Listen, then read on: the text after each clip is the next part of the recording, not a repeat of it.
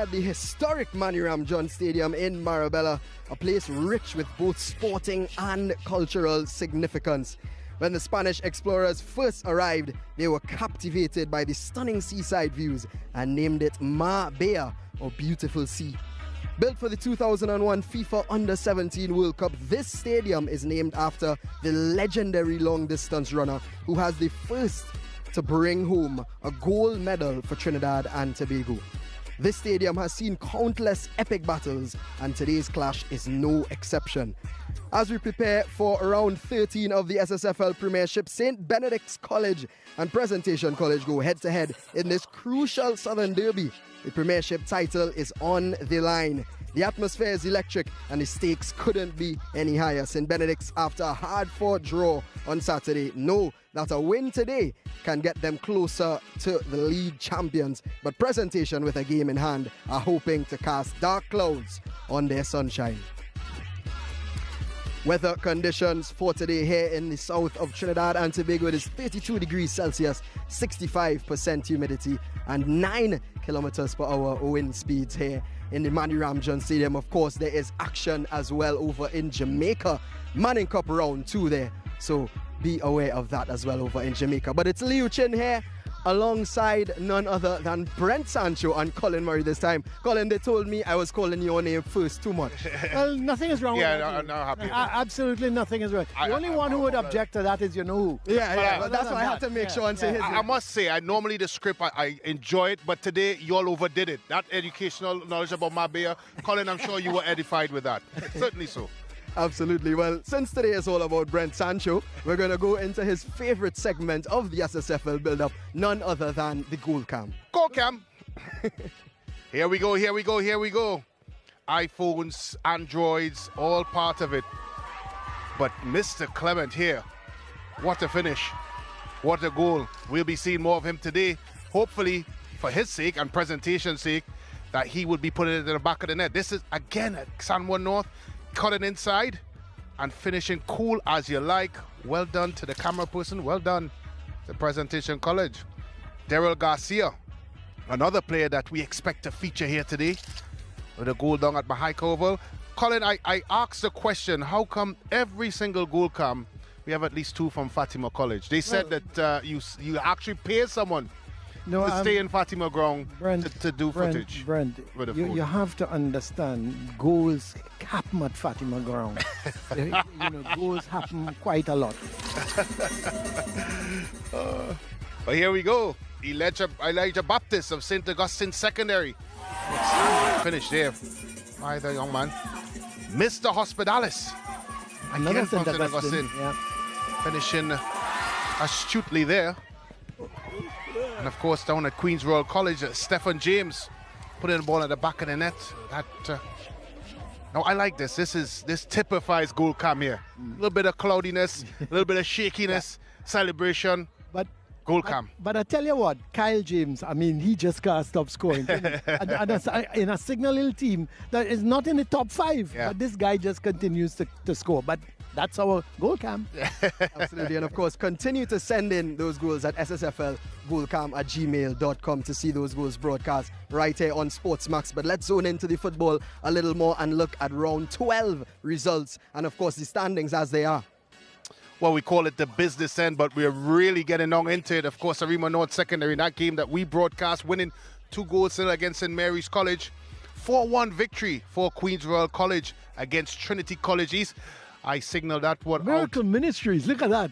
Well, that is big. 3-2 against Malik. Yeah, huge result there for them. Of course, in St. Augustine Secondary, the 3-1 win against Naparima. Some really interesting and intriguing results, of course, that had Speyside they're losing. Well. I'm surprised because they've lost their last 2 games after holding Naparima and Fatima to draws. I don't know, they've just gone off the boil. Yeah. and look at the standing. Well, St. Benedict's now, having dropped those 2 points, it means presentation. They've come a little closer.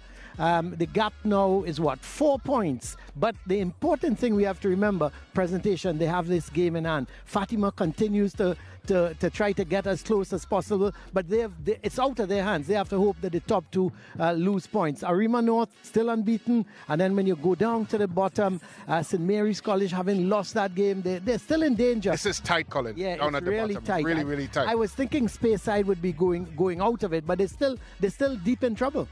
Yeah. Absolutely. A lot of action, of course, in the SSFL. And as it comes down to the business end of the season, it gets even more interesting. For me personally, the relegation battle is where my eyes are at. But it is heating up at the top of the table. And it is St. Benedict's College versus Presentation College. The big one. We're going to take a break, but when we come back, there'll be more build-up to this action here at the Manny Ramjohn Stadium.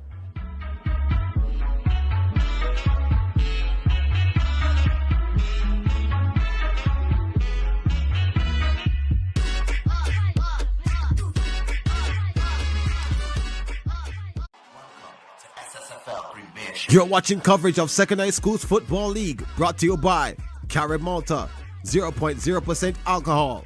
It's the way we play. And First Citizen Foundation, building strong communities through sport.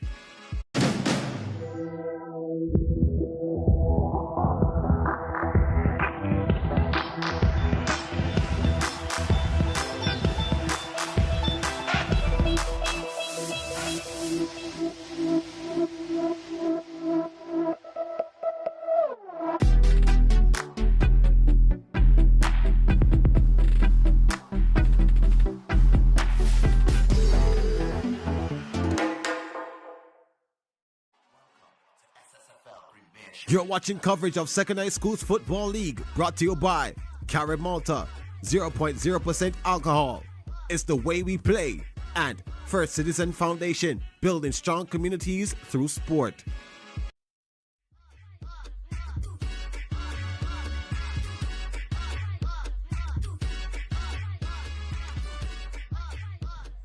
Welcome back to the Manny Ramjohn Stadium for more SSFL action as we get ready for St. Benedict's College versus Presentation College. First versus second. And of course, gentlemen, I'm joined, of course, by Colin Murray and Brent Sancho. Sorry, Brent, it just rolls off the tongue naturally. You're joined by Brent Sancho and Colin Murray. Yeah. But of course, we know the importance of sponsorship in these sporting leagues. First Citizens have a proud sponsor of the SSFL. How important is sponsorship in these sorts of tournaments? Very, very important. I mean, you know, with the sponsors, unless you have sponsors, the league struggles because the gate receipts, the only time the SSFL really gets gate receipts is from the intercall. So, you know, they've got to help with the teams, the uniforms, the everything. So when you can get sponsors, involved, it helps. It helps in helps the standard. Has a standard as well. Yeah. Because when you listen to the type of investment that these schools put into this league, that's right. I was really surprised to hear the first prize. And it should be a little bit more. And the sponsors have done a tremendous job to be a part of it. But I encourage more sponsors to come on board because at the end of the day, the SSFL is a developmental league for our national program. It helps sculpt a lot of young minds. It is probably one of the most important football leagues in Trinidad and Tobago. So it needs the sort of investment necessary to push it forward. And just before we go on, you know, a lot of the old boys, past pupils, they help with the schools as well from their companies. So that's also very important. But without sponsorship, it's tough for the league. Yeah. Absolutely. Well, as I mentioned, First Citizens is a proud sponsor of the SSFL, and our team caught up with Jason Julian, Group Deputy CEO, Business Generation of FCB. Let's see what he had to say.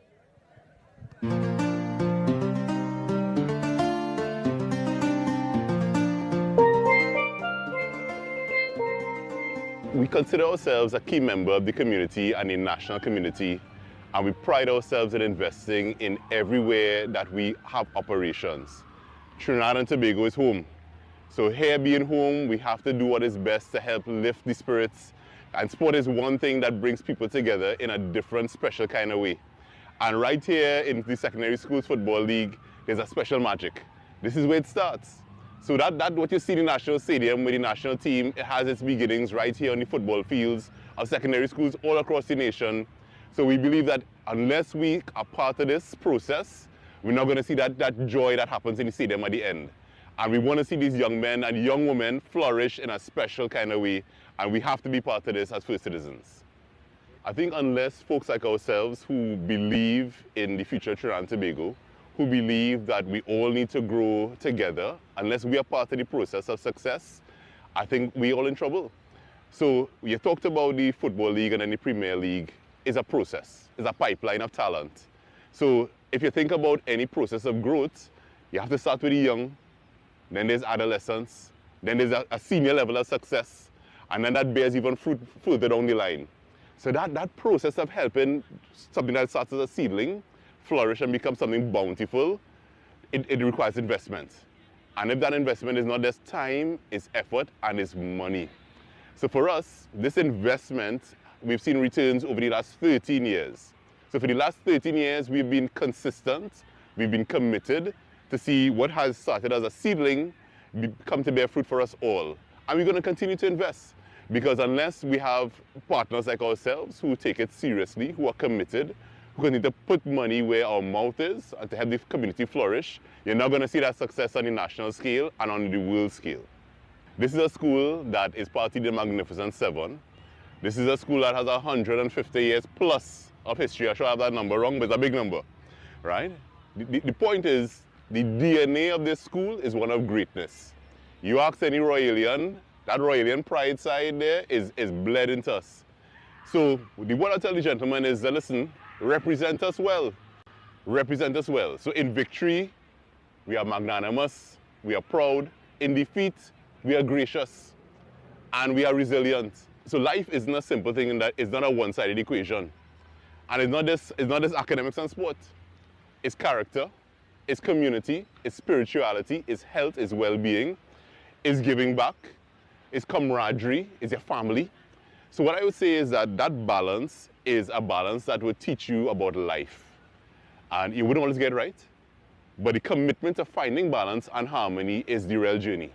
The struggle is what makes the individual. Find that balance in your academics, pursue excellence in every way, because that balance and that harmony, or that pursuit of excellence on every front, is what creates a young man and a young woman. And we are no longer living in a simple world.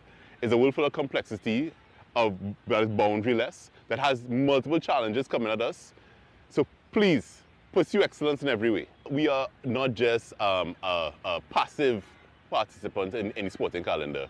We are active, we are prominent, and the two marquee events coming up will be, we're in partnership with the University of the West Indies, the UE Half Marathon, which is the marquee race. And what happens after that is the Sports Awards, the First Citizen Sports Awards.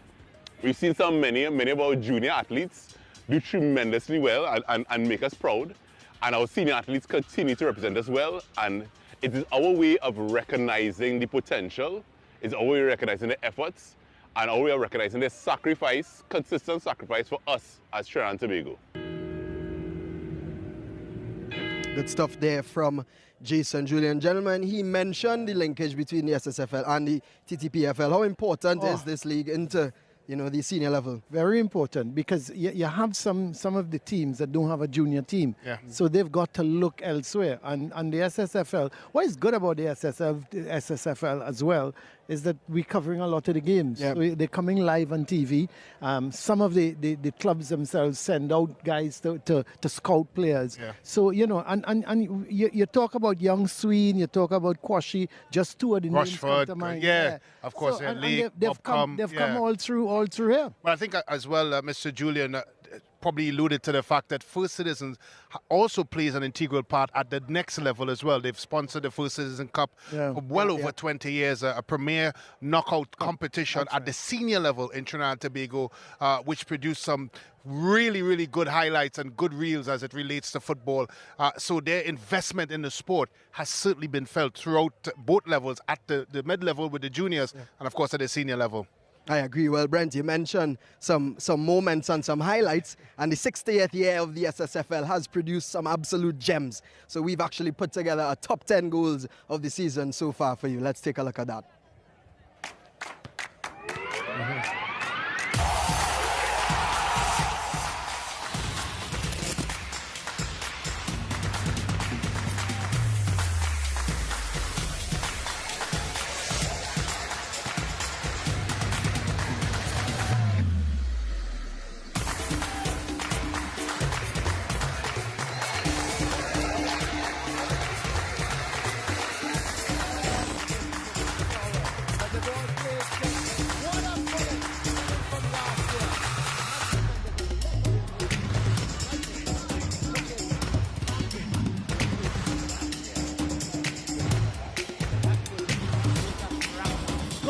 Look at it. Look at the technique. And he did it beautifully. Superbly. Francis is doing that. But look at that. What a bullet there from Fraser. Andel Fraser, he got the loose ball and he banged it. Long ball forward. Keeper Morris came. Didn't hold on to it. Loose ball. It was back heels into the net. Boys to make it 1-0.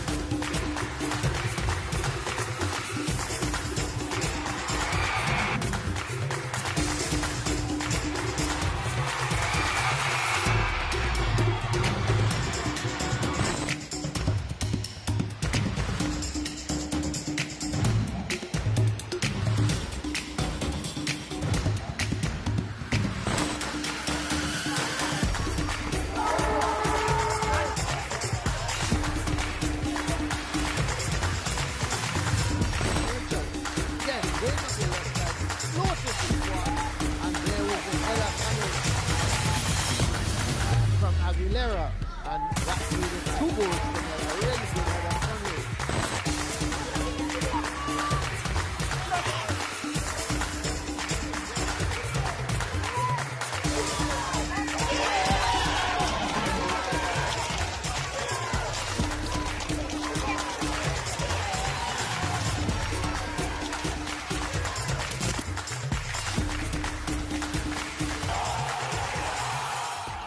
Yep, those are just some of the 10 top goals of the season thus far. Not in ranking? Not in ranking. Not in ranking, just Okay. 10 of the Top yeah, goals. Yeah.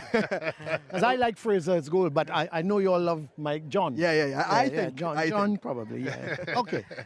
But we are zoning in here to the action in Mani Ramjan. Of course, in Benedict's taking on Presentation College. But let's look at the other fixtures happening in round 13 around the country in the SSFL. Well, of course, an interesting foray of fixtures started at the top. East Mucurapo Secondary, they come up against Arima North Secondary. Queen's Royal College against Fatima College. Colin, I'm sure you'll be anxious. Not necessarily a rival, St. Mary's is. And of course, St. Mary's College, they tried to rebound against Trinity College East. And I'm very sure Lou is going to be doing a lot of checking of the phone. Absolutely. While he's here in Marbella. Yesterday, there was a game yesterday, though. Samoa North beat Speyside 3 goals to 0. Surprise. Surprising result. I don't know what has happened to Speyside in the last couple of games. Because... Absolutely. Well, I mean, I must run for Trinity College East, I must say. So I will definitely be checking my footprint. I hope my battery doesn't die. But we're zoning in on the action here. And before we get into the meat of the matter, there are allegations around Zoom. Darrell Garcia, his government name, of course, being ineligible to play the season for St. Benedict's College so far. Your thoughts on that, Brent? Well, first and foremost, I detest any sort of conversation where a league or anything is decided off the pitch. Yeah. I think these young men have done more than enough throughout this season that the results on the pitch should only count. As it relates to whatever indiscretions, I believe that should be dealt with after. In CONCACAF, in FIFA, there is a 24-hour to 48-hour rule when it comes to protests. Somewhere, somehow, that has to come in. This is insanity because this is not year 1, not year 2 or year 3. This is the last 4 years we've had these sorts of situations. I hope that good sense prevail because every single situation have circumstances attached to it and we must respect it. At the end of the day, let the ball decide who wins or loses a title. Yeah, and I totally agree with Brent. And you know what's the unfortunate thing is the boys that suffer, and that's the problem. Correct. You know, it's not the administration or it's the boy, and he's done nothing wrong. Correct. You know, when I say he's done nothing wrong, they've said, hey, come and play football, and that's what he's doing. He's playing football, and you know, and it's a pity that as I say that an individual is getting branded. Yeah. Absolutely.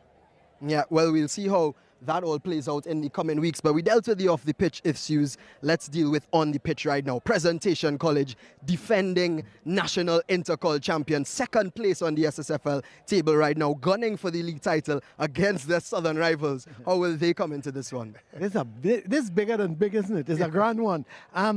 It's tough to call, I tell you. I like Benedict's because I like the aura. I like how they move the ball around. Yeah. And of course, in Garcia, they've got a winner.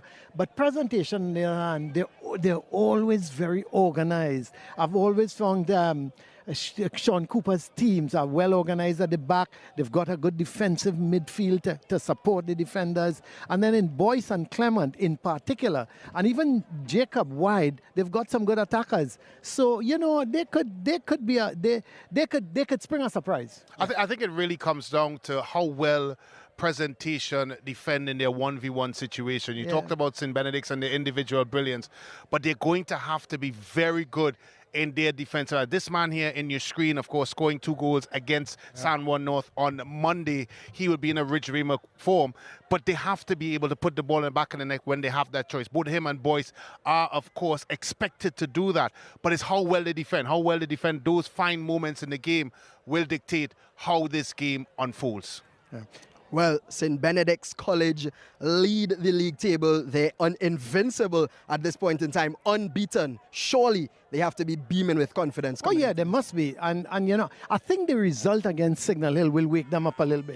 That 1-1 draw, I think the coach will now say, hey, you guys think you couldn't lose or you couldn't draw any game. So I think that draw with them is going to make them come out here today and play at more than 100%. They know that this league is not done. If they need to win, a draw or a defeat, the title can slip away from them. Yep. Well, it's very difficult to have a conversation about St. Benedict's and not mention Daryl Zoom Zoom Garcia. What he's been able to produce since his reintroduction to the SSFL this season has been unmeasurable. I use the word when I talk about Vinny Jr. and players of that ilk, unplayable. That young man on his day, and if he shows up today in the kind of form that we know he can, he's unplayable. And I think that X factor might be just a bit too much for Presentation College.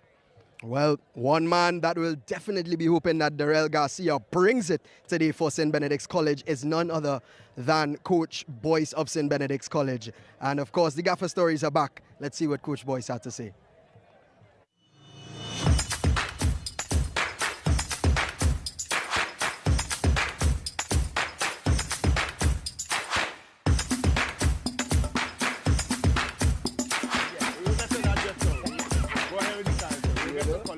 Welcome to another edition of Gaffer's Corner. We're here at the Runway Hotel and Restaurant.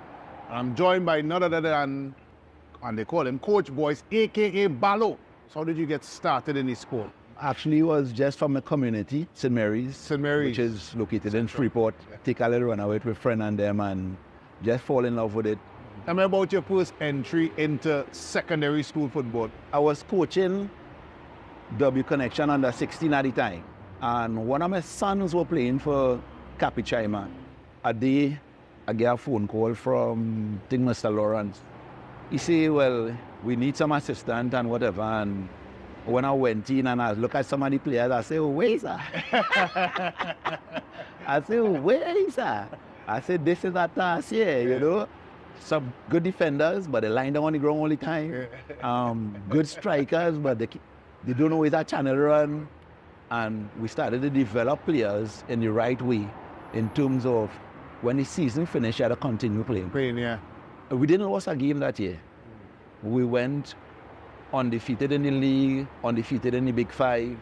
The first game we lost that year was a quarter-final in Tobago. So when that call come to take up this program, this historic St. Benedict's program, a Sleeping Giant. So the principal said, Bal, I have all confidence in you, and just do what you're accustomed to do it, right? When you see what is being assembled, and then with every game going, you start to see the belief start to come. I said, what is all you're feeling? You could feel anything, you know? You know? They say, well, we're feeling that we could win it. Right. I said, well, right. Once you're feeling that you could win it, that is the most important thing. The display of football that was put out by St. Benedict's College on that day and won that game handsomely. As a coach, winning your first SSFL league title as well, I think that would be my most precious moment in the league. Hard to even question that. We reach a point here, big game against Presentation College. I didn't know that it had all that rivalry was so big. To tell you the truth, I would say every time we play them, I see something different from it. because of what we bring to as well. Coach Boyce of St. Benedict. Play out, score predictions. Oh boy, that's a tough one. Well, Let me hear you. I want to talk about the factors outside of the 22 players on the field. Yeah. I think this pitch is in immaculate condition. How well the teams adapt to this surface, of course, as well. How well the coaches as well. Arguably two of the better coaches in the league, tactically well, know each other very well. And of course, this terrific turnout of fans that we have here. Are they going to be the 12th man in this game? Those are the three factors outside the 22, my friend. Score I leave prediction. it for you. I leave that for you. Prediction. I leave that for you. I leave that for you. I think on defense again. I leave that for you. St. Benedict's 2-1. St. Benedict's 2-1. Yeah. Okay. All right, well, we'll see how that all plays out. Of course, before you go anywhere, please download the SportsMax app to keep up with everything SSFL on the App Store and the Google Play. Yep, SportsMax app is where it's all at. But actually where it's all at is the Manny Ramjohn Stadium here for SSFL action. It is St. Benedict's College versus Presentation College. Top of the table clash. Don't go anywhere. We'll be right back.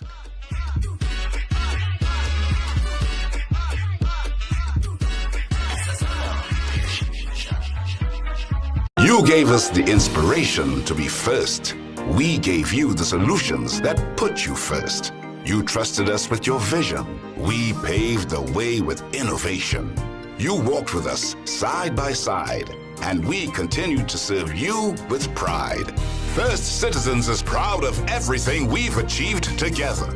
We made dreams a reality, shaped success stories, and painted brighter futures. And together, we'll accomplish so much more. First Citizens, we put you first. Mark your calendars. The biggest shopping experience of the year is back. Get ready for the Jamaica Observer's Take Style Out 2024, happening October 24 to 26. It's your chance to shop and save with incredible deals from your favorite stores. You don't want to miss out on the unbeatable deals happening all across the island. Shop till it drop from Kingston to Montego Bay and everywhere in between. Powered by NCB, Multilink, Island Car Rentals, and Edge 105 FM. Do you know someone who has been affected by breast cancer? Were they able to receive the treatment they needed? Every year, hundreds of Jamaican women are being diagnosed, and sadly, not all can afford the treatment they need. But you can help. Jamaica Reach to Recovery and ICWI present the Jamaica Reach to Recovery ICWI Pink Run. Put on your tutus and tall socks for this year's color edition. Get ready to run, walk, and have fun. Sunday, October 27, Emancipation Park. Visit pinkrunjm.com for more information and to register. It's a big payday sale at Courts! Friday, October 25 to Sunday the 27th. Save $30,000 or more on top furniture, appliance, and electronics brands. 3 days of mega savings! The big payday sale at Courts, bringing value home. Conditions apply. This broadcast is brought to you by Carib Malta, 0.0% alcohol. It's the way we play. And First Citizen Foundation, building strong communities through sport.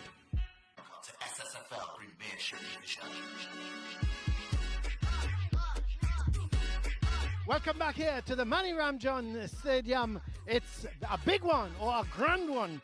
It's Presentation College against St. Benedict's College in what should be a real corker here. I predicted St. Benedict's College, but I tell you, it could go anyway. Let's have a look at the officials. It's Cecile Hines is going to carry the whistle. It's Odell Brewster and Mohammed is the assistant referees. And let's have a look at the lineups. We'll look at St. Benedict's first. And we're looking at Presentation first. Philip in goal. There's Cooper, Rennie, Young, Clement, Jones, Bain, Jacob, Boyce, Fonset, Brathwaite, and Sean Cooper is the coach. And the formation, look at that. 4 at the back, 2 defensive midfielders, 3 and 1 man up front. And let's go quickly at St. Benedict's. It's Devonish in goal. It's Pierre, Burke, George, Ochoa, Trotman, Morris, Figaro, James, David, and of course Garcia, the coach, Randolph Boys. And the formation, they're playing 4 at the back, 1 defensive midfielders, 2 attacking, and then 3 up front. And it should be a real corker. We're just about getting ready here for the kickoff. And St. Benedict's, who have the honor to do that kickoff. And it's going to be Garcia Let's have a look at what's going to happen. Here we go. Long ball up, sent right back down. This is Jacob, getting it inside to Jones, wide to Jacob, intercepted. Garcia, he keeps it in. Oh, he did that. Magical. But sent out by Fonset.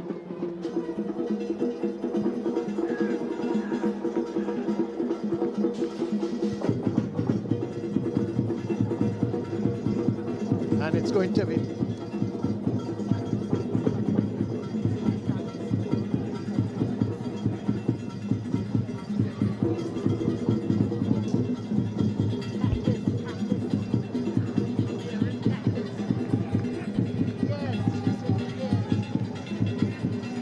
already St. Benedict's College have... so it's going to be a corner. Garcia is going to take the corner.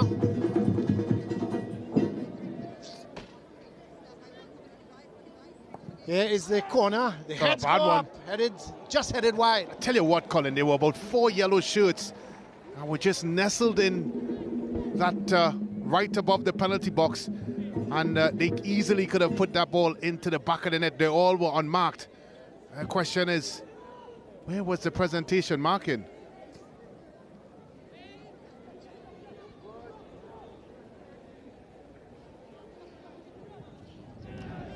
Long ball played forward.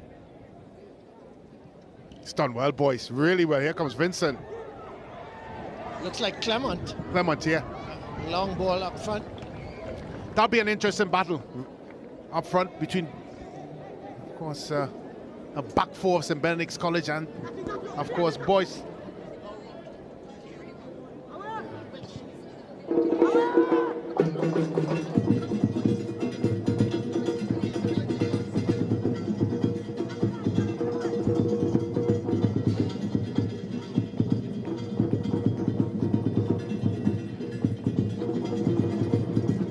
Here is the throw.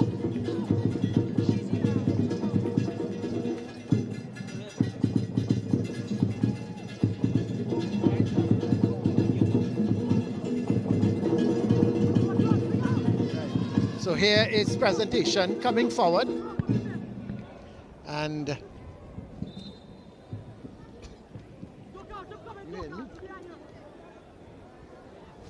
so they throw for Young.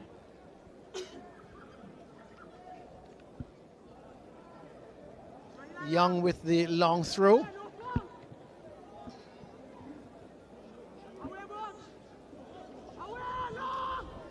Headed away. It's going to be a throw for presentation.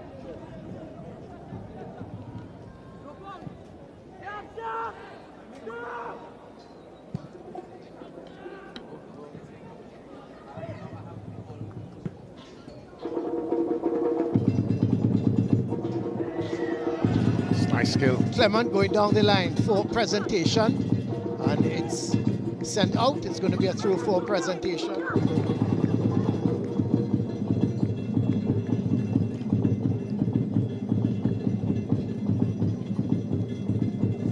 So here is the throw to Clement. Turns nicely with it. Can he get it across? No. Long ball upfield.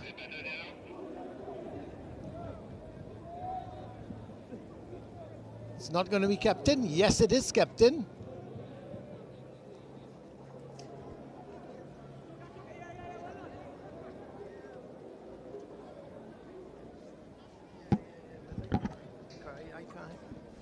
So here is the throw. Brathwaite with the throw, sent downfield. Heads go up. It's going to come to Young. Young playing that ball forward. Getting it there towards, that's Jacob. Has two to contend with. But he can't keep it in. It's going to be a throw for St. Benedict's. James is going to Threw it upfield. Young with the header, but he didn't head it where he wanted it.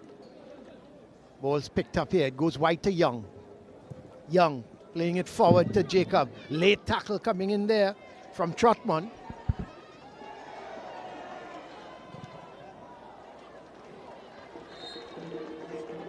It's going to be a throw for Presentation. We have to give Presentation a bit of credit.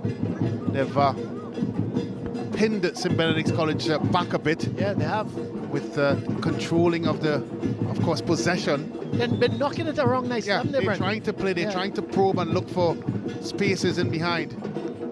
But St. Benedict's having all 10 players behind the football. The only one furthest up front is, of course, Garcia. As we have another look there of that's seemingly infringement body against check. Young. Yeah, against Young. He got a little bit of a knock, but from a Presentation College perspective, they would hope that this little bit of pressure can result in something tangible for them.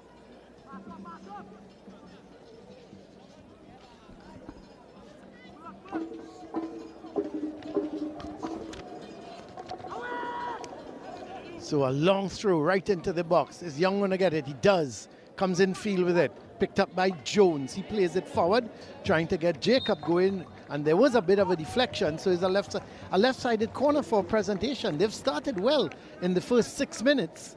Outside of the corner St. Benedict's had, when Garcia went up the right side and there was a deflection, they've not really been putting Presentation under any pressure at all. In fact, they have been under pressure, St. Benedict's. So here is the corner. Let's see, is he going to go far post? Well, he goes closer to the keeper, who punches, but not all that well. And Fonset has to go wide. Chipped into the far post. The header comes from Boyce, but straight to the keeper. You would have thought Brent, he could have done better because he was really by himself coming in. He tried to head it down, but had no real power in it. Yeah, and I think he was put off a bit there by the challenge from the St. Benedict's defender. I thought if he was a little bit braver in that situation, he may have got better purchase on it. And that's me saying it here from the commentary booth. I tell you what, when you have a player coming towards you, as we have another look at it here, the best of punches there by goalkeeper Devonish, and when it eventually recycles and comes over in the course of this, and he just thought Boyce there could have gotten over it a bit more and probably punch it with his head. Tried to go back across goal, shouldn't he? Yeah, try to cut. But it's, as you say, it's easy for us to sit here and say that. But here goes Young, looking for Jones. What is he going to do? He's going to go wide to Jacob. No, it's intercepted nicely there by Burke. But they give it right back to Presentation. This is Brathwaite. Makes a good run. Looking to play it inside to Fonset. This is Fonset. Well. He goes wide, going down that left side is Bain. Oh, it was Jacob actually. He's gone over to that right side, Jacob. So he tried to go down that right side, but was unsuccessful. And St. Benedict's have a throw, is it? Or is it going to be I think it's a throw, or is it a free kick? Let's just wait and see what referee Hines decides. No, it is a throw.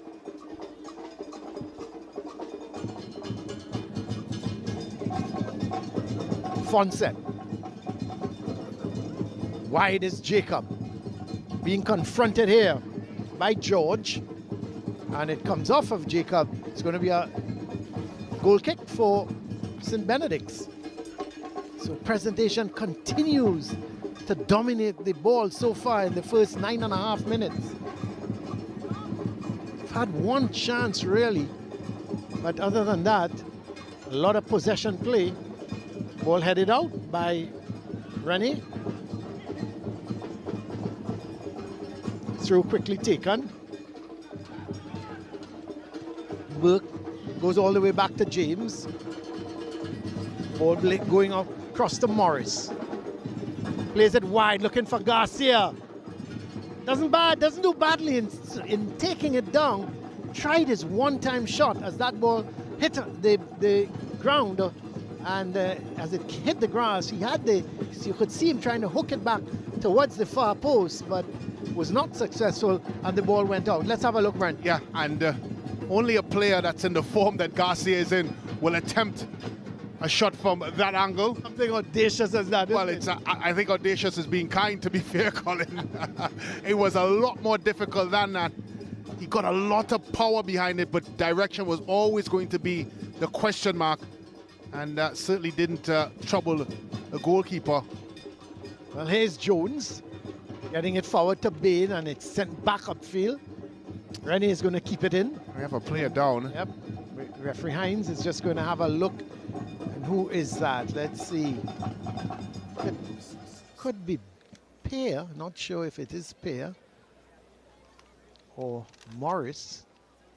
More looks like Morris, who is down. So he's going to get some treatment. No goals yet here at the Manny Ramjohn Stadium.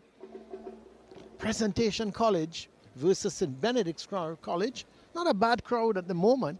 Nice crowd, except when you think this Manny Ramjohn Stadium, the covered section is still under some sort of repairs. I don't know if that started as yet. And so most of the crowd, or nearly all of the crowd, is in the uncovered section. And that is pretty well populated at the moment. There's Coach Boyce. He's had started, as he said, Brent, with Caripachama East. I remember those days when rain fell and you had to have on your boots to walk onto that field. But he's really developed himself nicely as a coach. Seems to know how he wants his team to play, which is important. And then, of course, you can only play with the type of players you have. So I know some coaches adamant that they're playing a 4-1-2-3 and all sorts of things, no matter what type of player they have. But he seems to understand his players and know exactly how he wants them to play. And he spoke about coming into this fixture and his battles with Coach Cooper of Presentation College, and how many different tactical looks that Cooper gives him, and he gives back to Cooper. If you have a look at Coach Cooper, and it's a cat and mouse game, and he of course, Coach Boyce talked about how much he looked forward to playing against Cooper because of that. So we've seen another sort of unfoldment of this fixture. Jacob takes a little deflection. He was getting himself into a good position, Brent, to have the shot, and he had the shot, Jacob. But it was good work. He caught inside here, and he tried to hit it with the inside of the foot, tried to pass it in, but it was always going to be difficult. But I tell you what, Presentation College have started well. Well, what I like about Presentation College, when you think about Coach Cooper, there's Coach Boyce, as we talk, but when you think back on Coach Cooper, and I talked about his organization, I talked about defensively, how he's strong. What I like about this Presentation team today is their fast start. He's not sitting back and saying, well, let me just sit back for a while, defend stoutly. He's actually taking the game to St. Benedict's College, and that's what I like. Well, I think some of that is being abled as well, Colin, by the way St. Benedict's College have set up. They've certainly dropped their line of confrontation, and they're almost playing in a mid-block to low block, or more a low block, and they're saying basically to Presentation College, come and attack me. They're very aware of what they have up top, St. Benedict's College and Garcia, and because of that, I think they're quite happy to play on the counter. Well, here is the throw sent downfield to Clement, looking to take on his man. But in the end, George is there, sends it upfield, but Jones is going to take control. Very steady player is Levi Jones. Ball's played towards Clement. He's brought down. No, says the referee. Play on. Goes to Jacob, trying to play a 1-2 with Boyce. But eventually, Benedict's come away with it. Burke looking for Garcia. Mistake here by Cooper. Garcia is going to confront him. Tries to play it back in field to Burke. But it's won back by Presentation. Jacob. Bain. He's brought down. It's going to be a free kick for Presentation. Yeah, and I'm looking at Boyce on the next side. Both hands went straight into the air. That's referee says, Seal Hines, what's wrong with that? Well, what's wrong with that is he got a slight portion of his man right before he won the football. Of course, Bean was very happy to go to the floor, and Pierre was unhappy that he got the call against him. Here's the ball sent upfield, but it's going to go out of play, and it's going to be a through-4 presentation. I think despite the fact that St. Benedict's College, Colin, has dropped off and exceeded, of course, territory to Presentation College, I think the disappointment for Coach Boyce is when they do come into their territory, it's just too much freedom, too much passes and balls going to Presentation feet like this with too much room, and that's not good enough, especially if you're playing in a low block. A low block means that you try to condense the space. I don't think they're condensing the space enough. Trotman to Morris. Holds up the play, sends it back to George. Tries to give it back, this time to Trotman. Plays it infield to Morris. Across comes Boyce. Real tussle. Loose ball goes to Clement. He tries to find Boyce, but eventually George wins it for St. Benedict's. Ochoa. That's a foul. Well, or not. Referee says play on. Referee Hines. No. Yeah, it now is. gives the call. Yeah. And it's going to be a free kick for St. Benedict's. No goals yet here. Manny Ram Johnson. You made mention, Brent, before the start of the game, what a picture this field is. I mean, I would go as far as saying it's probably the best field among the stadium. I thought you were going to say in the Caribbean. I mean, just have agreed with you there. It's immaculate. Yeah, it is really Manny Ram Johnson Stadium. It's perfect for football. Although personally, I may have wanted a little bit of slickness on top of the surface. Yeah. But who am I to complain when you see this lush green surface? And of course, the players, as I mentioned in the build-up, they have to adapt it. Here is the free kick sent long right into the box, headed away by Jacob. But it's going to be picked up by James. Gets it to Burke, sends the crossover. No one in particular. Yeah. And although it was not a good cross, Colin, there were only 2 yellow shirts in the box, and there was nobody coming in at the no far one coming post. in. Yeah. And of course, when you look at things in context, of course, the Presentation College, they need to win today. Basically, if they have any chance of capturing this SSFL title, and maybe that is one of the reasons why they've approached the game so far this way. Figaro, long ball, but Rennie is there. He clears it out. And it's going to be a throw for Benedict's. Sent back to George. They have to spend some time on the ball, St. Benedict's. Find a way to put together 4 or 5 passes.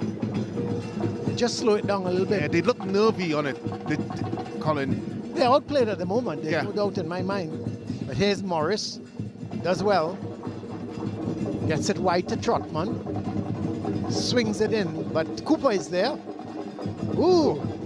Got away with it. Rennie to Brathwaite.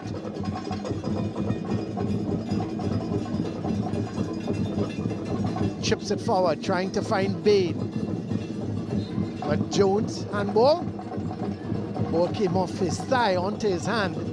And referee Hines right on spot to indicate that it's going to be a free kick for St. Benedict's.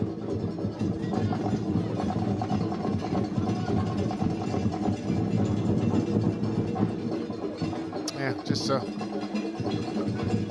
inadvertent handball there. Yeah. Obviously not intentional, but nevertheless it's still an infringement. Jones trying to go forward with it. Well, here's James. Has some room in front of him. It's not a bad ball or a bad idea. Headed away by Rennie. Boyce is challenging for it with Pear. But Pear goes all the way back to his goalkeeper, Devonish. This is Figaro. Berg comes to meet him. Plays it to Garcia. Back to Berg. Slips in the interim. But still, he's able to find Pear. Pear goes wide to James. He's got to slow it down now. Goes back to Figaro. This is David. Chips that ball forward. Nice looking ball for Ochoa. He hasn't been in the game much. Sends a ball looking for Burke. Garcia's attacking it. Still Garcia. Left foot. But straight to the keeper. Yeah. And I tell you what, Colin, just at the time when he was going to strike the ball, he looked like he may have slipped a bit. As we have another look at it, he posted it very quickly. Garcia gets past his defender, sets himself up in the shot right there. ball was just stuck under him a bit. He really couldn't get the extension of the leg necessary to generate the power on that. But here he comes again. Garcia looks to go wide to Bird. So just played 20 minutes so far. No goals yet. But it's been a pretty good game. So Benedict's now starting to come a little bit more into the game. Not a great header by Rennie, but it goes to Young. That's much better. Gets it downfield towards Bain. But Adam Pear is there and hence it back to David. David goes wide to George. Nice ball from Morris, but it's not a bad idea. Great idea, but Burke couldn't keep it in. Or Garcia, sorry, couldn't keep it in.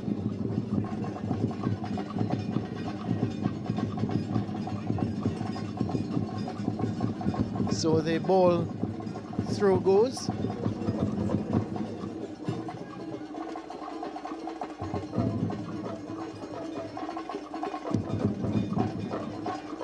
Brathwaite. Long ball forward, ball played across, but it's with James. Sends it upfield. Garcia is there. Goes wide towards Trotman. He tries to play it back in field, has to come all the way back. And it's won back here by Jones for presentation. Gets it to Jacob. Playing it to Boyce. Boyce has to go back towards Fonset. He plays it wide, but into space really. And it goes out, and it's going to be a throw for St. Benedict's. So you can keep up with the SSFL on the SportsMax app.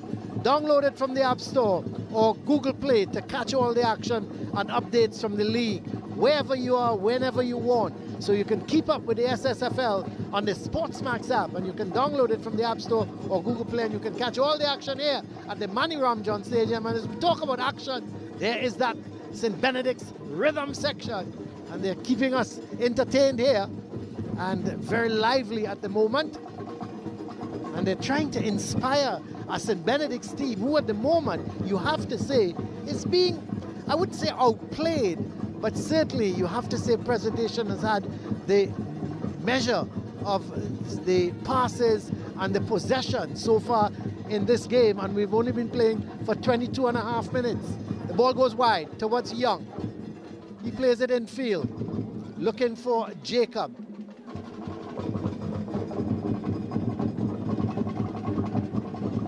Real tussle here for the ball. Goes all the way back to James. Cooper towards Fonset. He goes wide to Brathwaite. Brathwaite, 1-2 with Clement. Eventually he has a slight tackle for it. Gets it back to Cooper. And Rennie with it. He goes wide to Brathwaite. Clement. As ref Brathwaite comes forward, down that right side, sends the ball across, looking for Boyce. That's a really good tackle in the end. A tackle coming from David, and it's being played out. It's going to be a throw, and the throw is for St. Benedict's.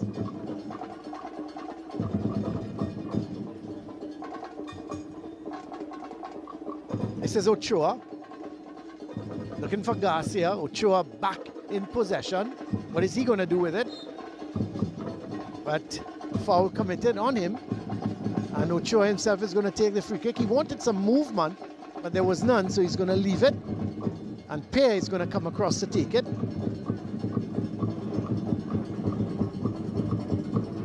Who are they happy of the coaches at the moment, Brent? I think certainly Coach Cooper may be, because they look more likely to score, and in particular they've kept that man who just passed the ball, Garcia, relatively quiet. Yeah. Of course, Coach Boyce would have seen some glimpses, but I don't think, Colin, necessarily that they want to all-out attack. Obviously, presentation has to be the aggressor, because they need the points to overtake them. But I think when you saw what just transpired there, that missed pass and those sorts of situations, I think that's where Coach Boyce would be upset. The errant passes, the mistakes, the miscommunication, poor decision making. I think in those particular sorts of situations, that is where he may have his displeasure. But I think overall, in terms of the team shape and how he wanted to approach this game, I think he'll be a happy man. Well, 25 minutes gone as the free kick sent up. Not a great one at all by George. He kicks it outside, and it's going to be a throw for Presentation. Sent down towards Clement. Looks to go down that right side, but good defending from George, and it's certainly he wins the free kick. There, look at the possession so far: 55% for Presentation to 45% for St. Benedict's, and I'm not surprised with that stat at all, because the possession so far has been dominated by Presentation. Here goes Jones. Wide ball for Jacob. Playing it back infield. This is Fonset. Boyce plays that ball wide, but Brathwaite is not able to keep it in. It's going to be a throw for St. Benedict's.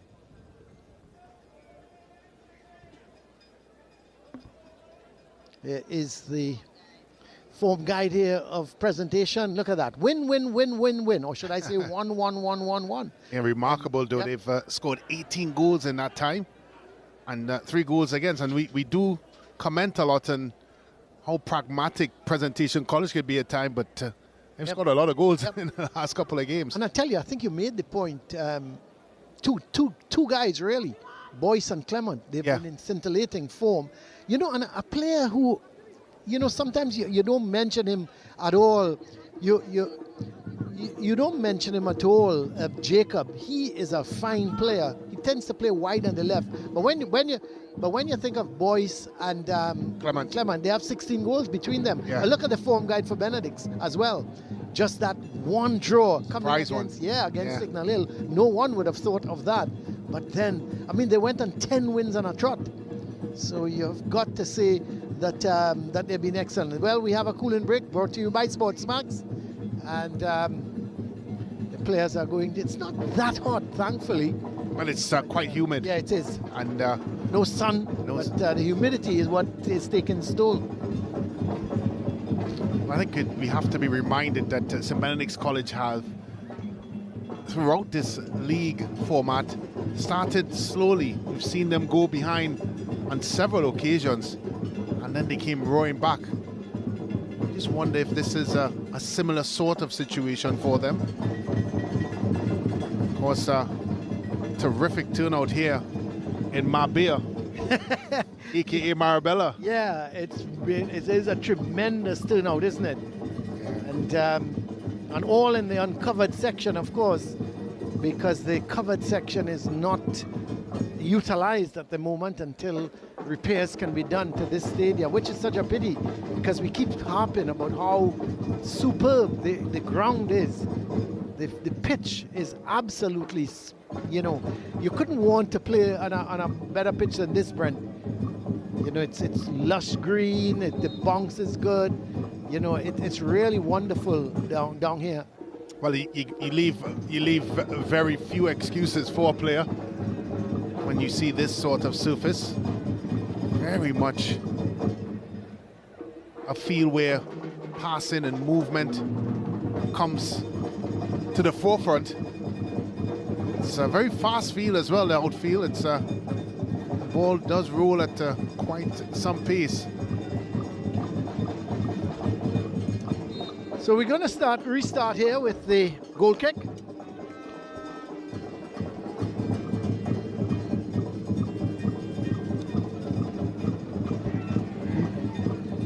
News coming out of QRC ground, Brent.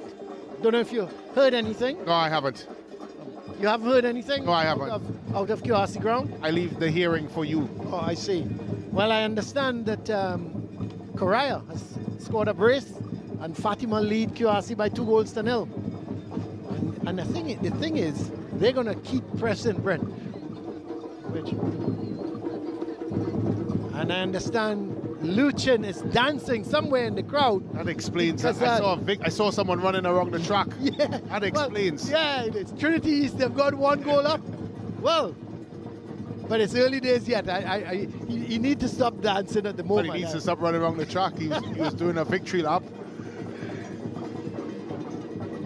Well, it's a throw for St. Benedict's. And they badly need 3 points. Trinity College East. Jones with the header, looking for Boyce. Eludes him, goes to James.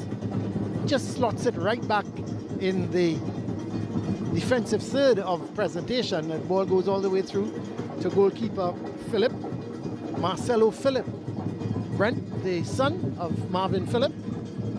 It's amazing. You have a son and he's a goalkeeper. And you would think he would have convinced him differently. I would have thought so. I said, son, you really don't have an idea how difficult goalkeeping is. But here is Bain, and he's brought down. Free kick for presentation. And at the moment, Brent, you have to think, if a goal is going to come, presentation look the more likely. Yeah, and a lot of it, again, I go back to the fact that because St. Benedict's College is playing in a low block, they have to pay attention in condensing the space. They're just giving the presentation players way too much time on the football to create in their half. And that would be a worry for Coach Boyce. Again, in that instance, they got caught ball watching and eventually had to stop his man from going forward. Now a free kick in a dangerous position. Yeah, well, Fonset plays it to Cooper. Hits it low and hard. Was blocked by the defense. Cleared upfield. And Garcia giving chase. It's going to go out. And it's going to be a throw now for presentation. Brathwaite with the throw, looking for some movement. I think he's going to go more forward. Sends it down the line, looking for Clement. George is there, he plays it out. And presentation come maybe a 15 yards or so further down the field. This time he goes back to Rennie. Not a good touch, but Jones helps him out. Cooper, difficult ball for Young. Does well in the end, sends it back to Cooper. Headed back by Pear. This is Trotman. Ochoa. Ball comes off of Jones. Is he going to save it? No, he's not. It's going to be a corner. I tell you what, Colin, that touch by Ochoa was going right in the pathway of Darrell Garcia. Jones there, the man in the picture, somehow got a touch to it. He may be disappointed that he gave away a corner, but I think he would have given away a lot more if he hadn't gotten that touch. Here is the right-sided corner. Garcia is going to take it. Sends it towards the first post. Still, it's not cleared. And is it, I thought it may have been going into the back of the net for one moment.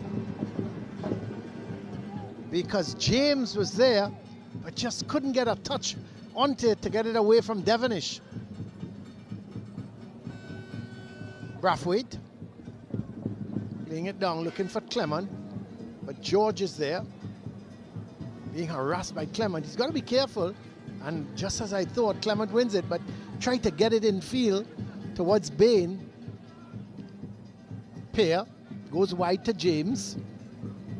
Back to Pear. He does well in the end. Plays that ball to Ochoa. Cooper is there. Jacob. He's going to take on his man. Taking him for a run. Down the line is Jacob. Looking to cut back in field, but he's still confronted by James. Plays it to Jones. Jones has to go back to Young. Back to Jones. He goes wide to Jacob. No foul, says the referee, as James was sliding with that tackle. Jones turns well with it. But being harassed there by Burke. Ball played way over to Fonset. Brathwaite comes forward with it. Clement is wide. This is Clement. Looking to take on his man. Looking to go down that right side. Confronted by two St. Benedict's shirts. Has to go back to Brathwaite. Brathwaite sends a high looping ball infield. Headed away by David. But St. Benedict's regain possession through Garcia. Ochoa turning with it. But Clement intercepts. Gets it to Fonset. Great turn. Excellent turn by Bain. But eventually, St. Benedict's regained possession through Morris. The ball going from one team to the next. No team at the moment able to string 4 and 5 passes together. Intense play here. Very competitive by both these teams. Not giving up, not giving any space to your opponent. And they're charging down that ball.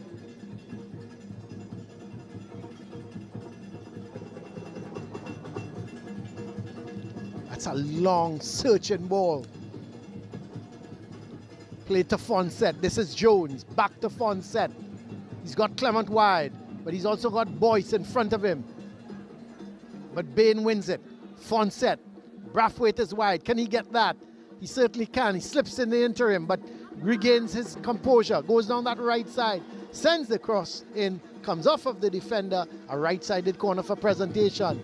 35 coming up to 36 minutes here. No goals yet. Somebody told me that both these teams are so evenly matched and so competitive, it could very well end up a stalemate, goalless. Somehow I just think there's a lot of quality on both teams that somebody, somewhere, will get a goal or two. But here is the right-sided corner. It's going to be taken by Jacob.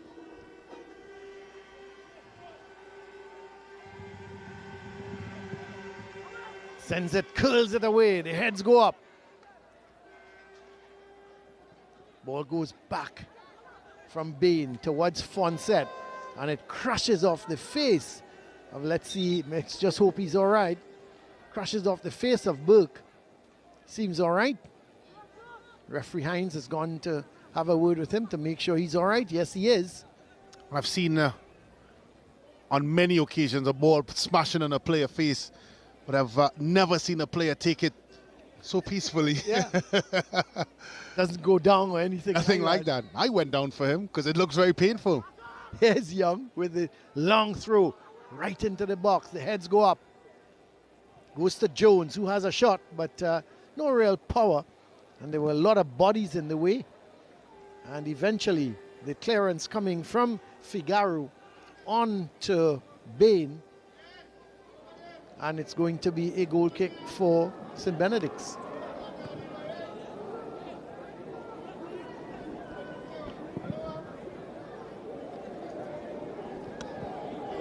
This could be trouble. This certainly could be trouble. I tell you what, Colin, yeah. Free kick. And I wonder if he's going to go into the referee's book, because he got caught, young Cooper, on the wrong side of the football.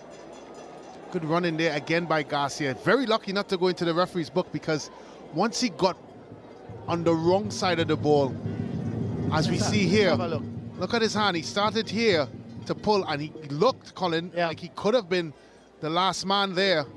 Yeah. At minimum, possibly a booking. Yeah, should have been. And he's very fortunate. And as a defender, you always have to be wary of those sorts of battles. And you would have to anticipate when those balls are played long, so you can position yourself, Colin, in a way that you don't find yourself in that situation. That being said, Garcia has been very clever in the runs that he's made. Now, testing time, so this man there in the screen. Yeah, Marcelo Phillip. The shot goes, oh, what a goal. What a beauty. What a beauty.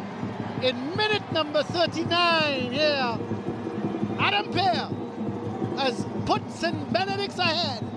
We always thought that the free kick was in a dangerous position. You said it, Brent, testing times for Marcelo Phillip, and there was Pear. He curled it to the left of Phillip. He had the dive. It was just, he got his left hand to it, Brent, but just couldn't keep it out. Yeah, and he would have seen it late. He would have seen it very late, young Phillip. The closeness and the proximity of the kick certainly allowed it to be a powerful one. And Phillip would, yes, possibly be disappointed in his effort. But at the end of the day, Colin, it was very close to the goal, so the power generated by the kick certainly would have had some sort of impact. And of course, Pierre there making no mistake. And all of a sudden, St. Benedict's go up by 1 goal to nil, and you'd have to suggest that it's against the run of play. Oh yeah, for sure. And I did say, if you had to think of a team looking to get the first goal, would have been Presentation. But when you give away fouls like that, Brent, you run yourselves in problems. Yeah, I just felt that the wall size, the bodies in front, but I'm looking at the reaction of Philip suggests to me, Colin, that he did see enough of it to be able to possibly keep it out. But again, the venom in it, because although Pierre used the inside of his foot, his side-footed it, he did generate a lot of power. And all of a sudden, a St. Benedict's College team that spent a lot of the 40 minutes plus defending have gone up by 1 goal to nil. So I guess if you ask me that question, who are the happier the two coaches? I may have to change it now and suggest that it's Boyce. Would be. But you know, the thing is, Coach Cooper would not be unhappy with his team's play. I think they've played well. Just they've not been able to put the ball in the back of the net, and St. Benedict's have. Jones with the header. Pierre, the man who scored the goal, heads it out. It's going to be a throw for Young. Gets it down to Jacob. Being in a little tussle, but Jones is going to come away with it. Gets it back to Rennie. Brathwaite chips that ball towards Clement. Burke gets it first.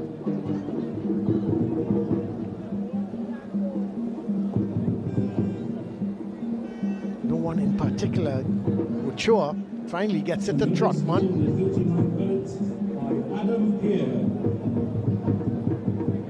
Long ball.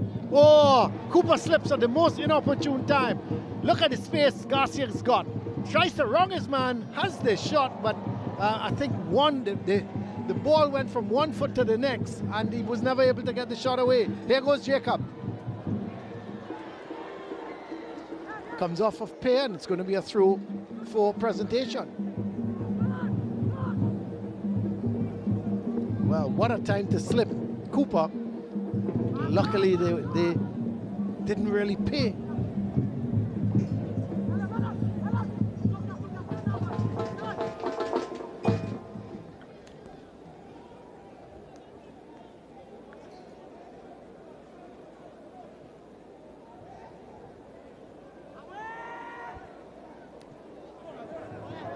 Header goes out, but it's off the Presentation player. It's going to be a goal kick. 43 minutes gone here. About 2 minutes plus added on time for the first half to come to an end.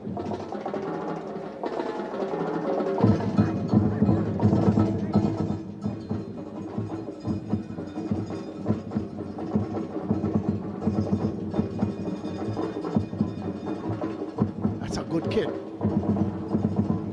Headed forward by Brathwaite. Morris is there, but the loose ball is picked up by George.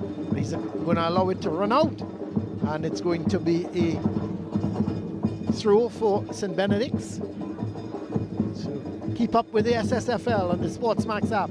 Download it from the App Store or Google Play to catch all the action and updates from the league wherever you are, whenever you want.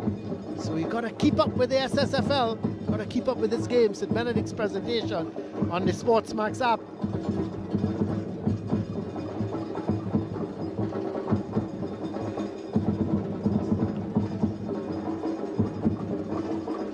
So in the meantime,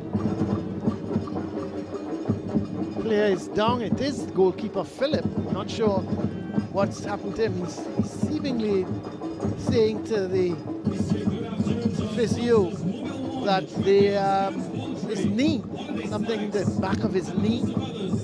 Welcome to this game. If you just joined us, St. Benedict's College lead 1-up in the 39th minute. This is Presentation San Fernando. So Philip still getting some treatment. We understand there's going to be 1 minute of added on time, but with this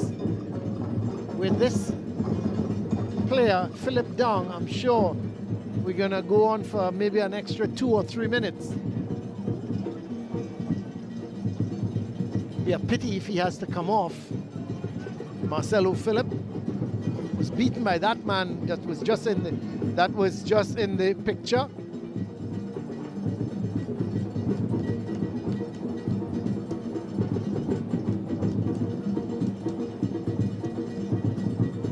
So Phillip is back up, so he looks set to go.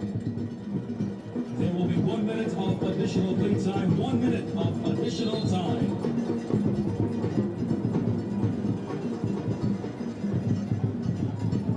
And let's just see what is going to happen here. It's going to be a throw, and George is going to take it. Has to go back.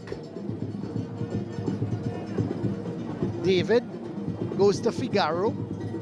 Figaro with that long ball to no one in particular, but Cooper gets there, plays it to Jacob, to Jones. Going down the line is Young, but he's not going to get there to keep it in, and in fact he fouls Pear, and it's going to be a free kick for St. Benedict's. There is the man who scored the goal in minute 39, Adam Pear, with the free kick that just went to the left of the keeper, couldn't hold it. Marcelo Phillip got his left hand hit but couldn't keep it out. And just like that, St. Benedict's take the lead.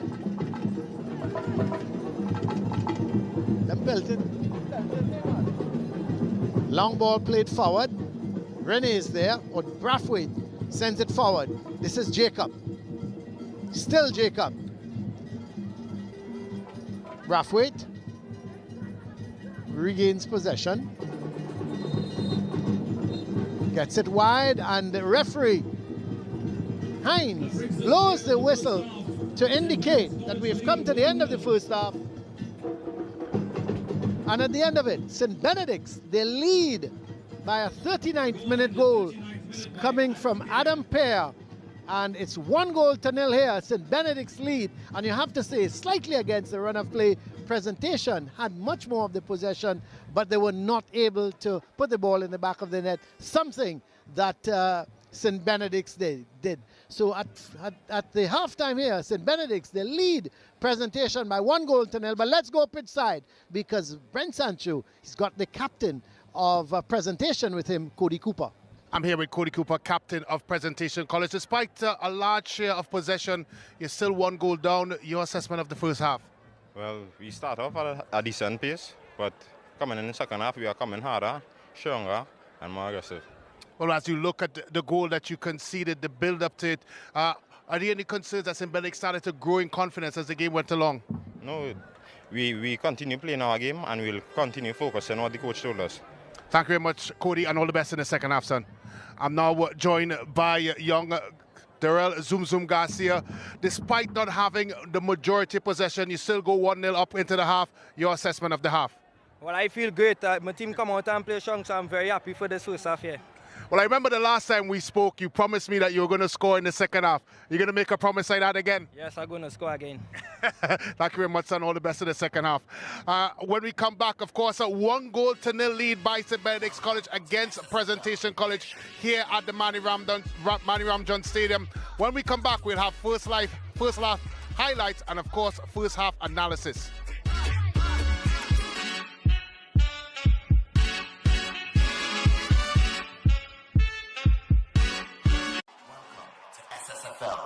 You're watching coverage of Second High Schools Football League, brought to you by Carib Malta, 0.0% alcohol. It's the way we play. And First Citizen Foundation, building strong communities through sport.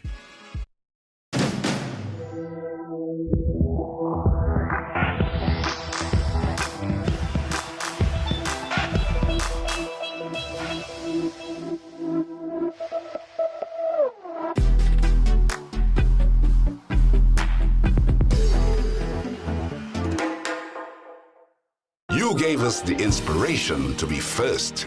We gave you the solutions that put you first. You trusted us with your vision. We paved the way with innovation. You walked with us side by side, and we continue to serve you with pride. First Citizens is proud of everything we've achieved together. We made dreams a reality, shaped success stories, and painted brighter futures. And together, we'll accomplish so much more. First Citizens, we put you first. You're watching coverage of Second High Schools Football League, brought to you by Carib Malta, 0.0% alcohol. It's the way we play.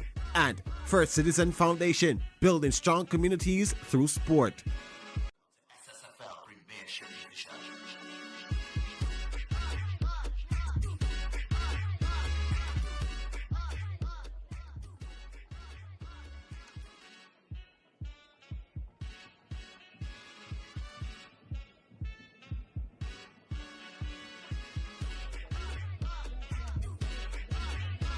So far.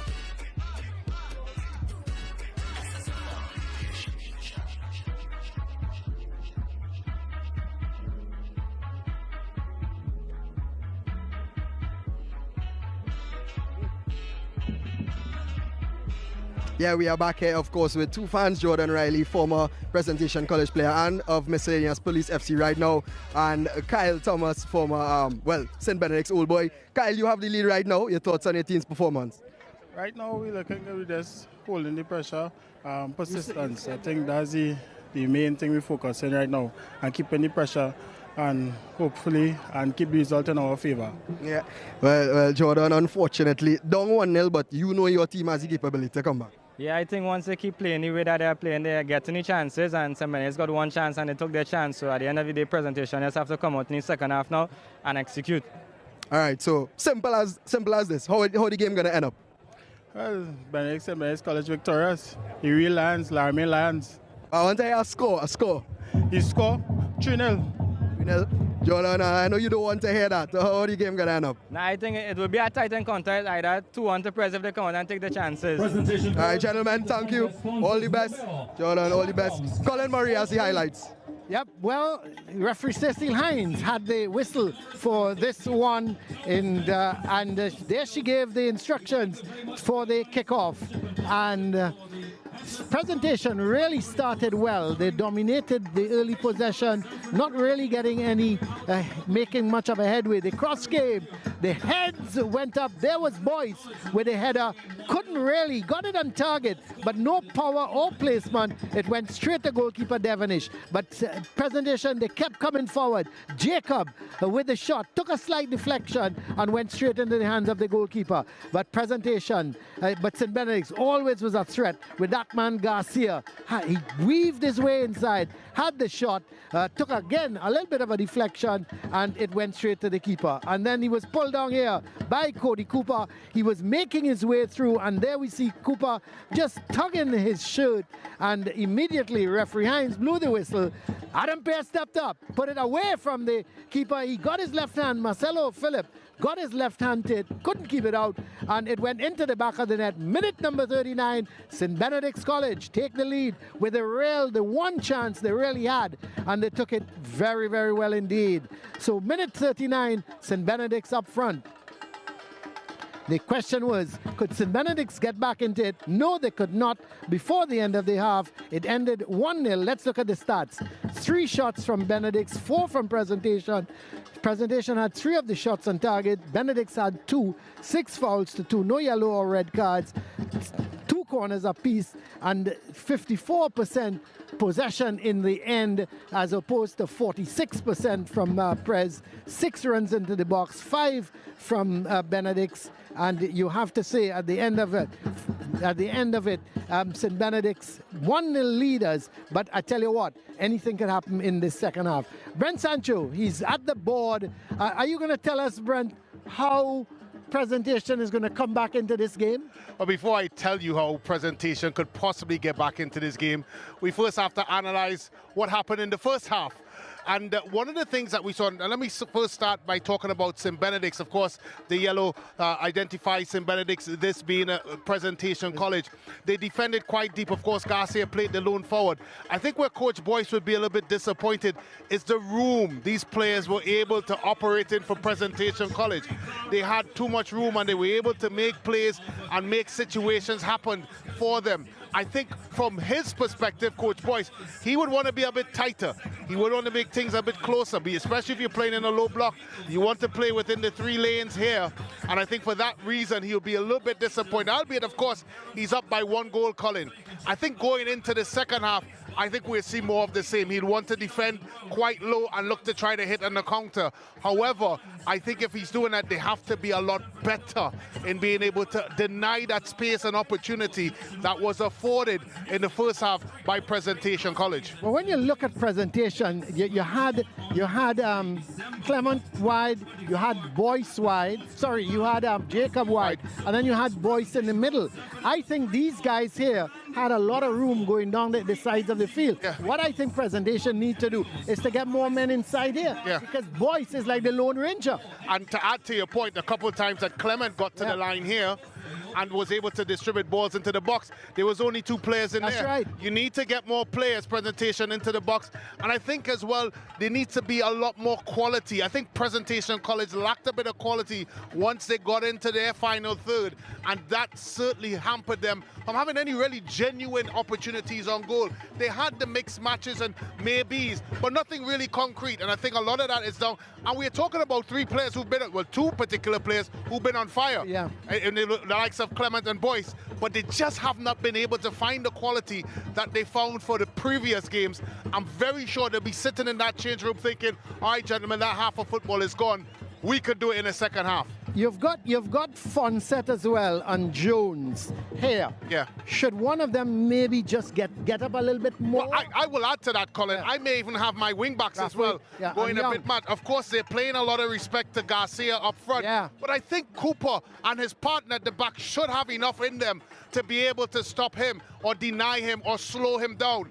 That is a key factor. They're going to have to throw caution to the wind. Oh, for sure. At the end of the day, Presentation College need the 3 points to have any chance of getting back into this league race. And it starts by throwing caution to the wind into the second half. That might very well play into the hands of that young man who promised me as well, Colin, that he's going to score again. So beware if you're a Presentation College fan. However, I expect to see more of the same, maybe in a more intense situation in the second half. I wouldn't go anywhere if I was you. Yeah, it should. It should be a very, very interesting encounter in this second half. We look forward to the second half here. And Presentation at the moment, they're behind by 1 goal to 0. St. Benedict's College, and you have to think, if they stay like this, they almost have a 1.5 hand on the trophy. Because the thing is, Presentation must not lose. Correct. But we're going to come back, and it's going to be second half action.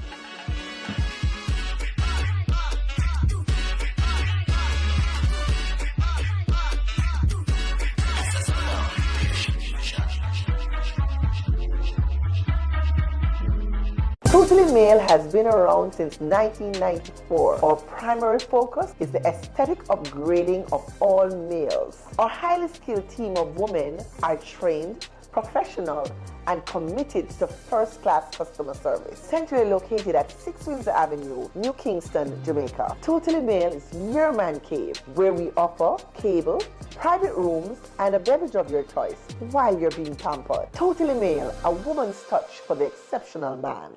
You gave us the inspiration to be first.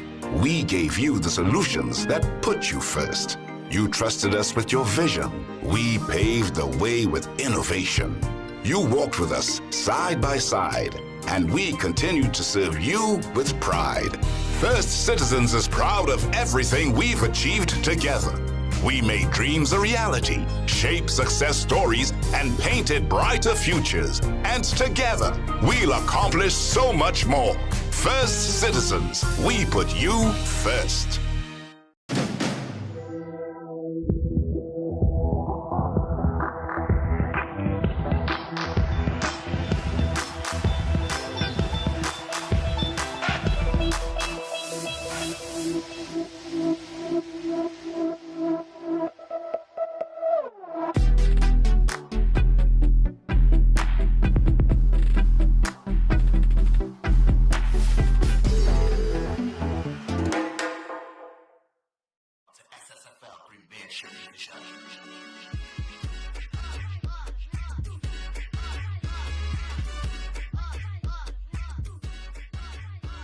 Welcome back here to the Manny Ramjohn Stadium.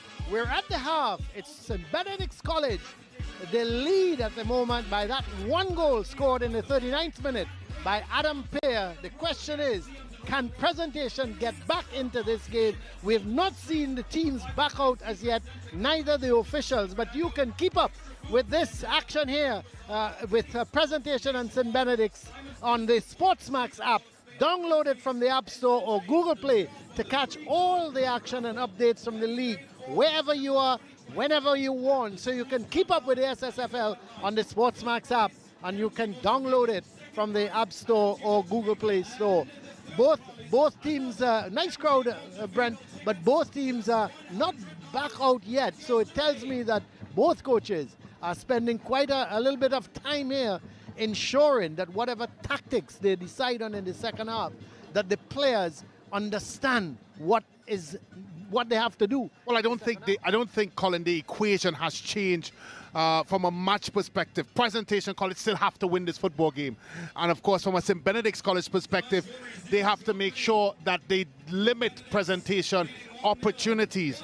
So as we mentioned at the halftime stage, it's all about the way, of course, St. Benedict's College limit the space in that low block that they're playing, and they have to do better in those areas. And again, from a Presentation College perspective, there has to be a bit more quality in the final third.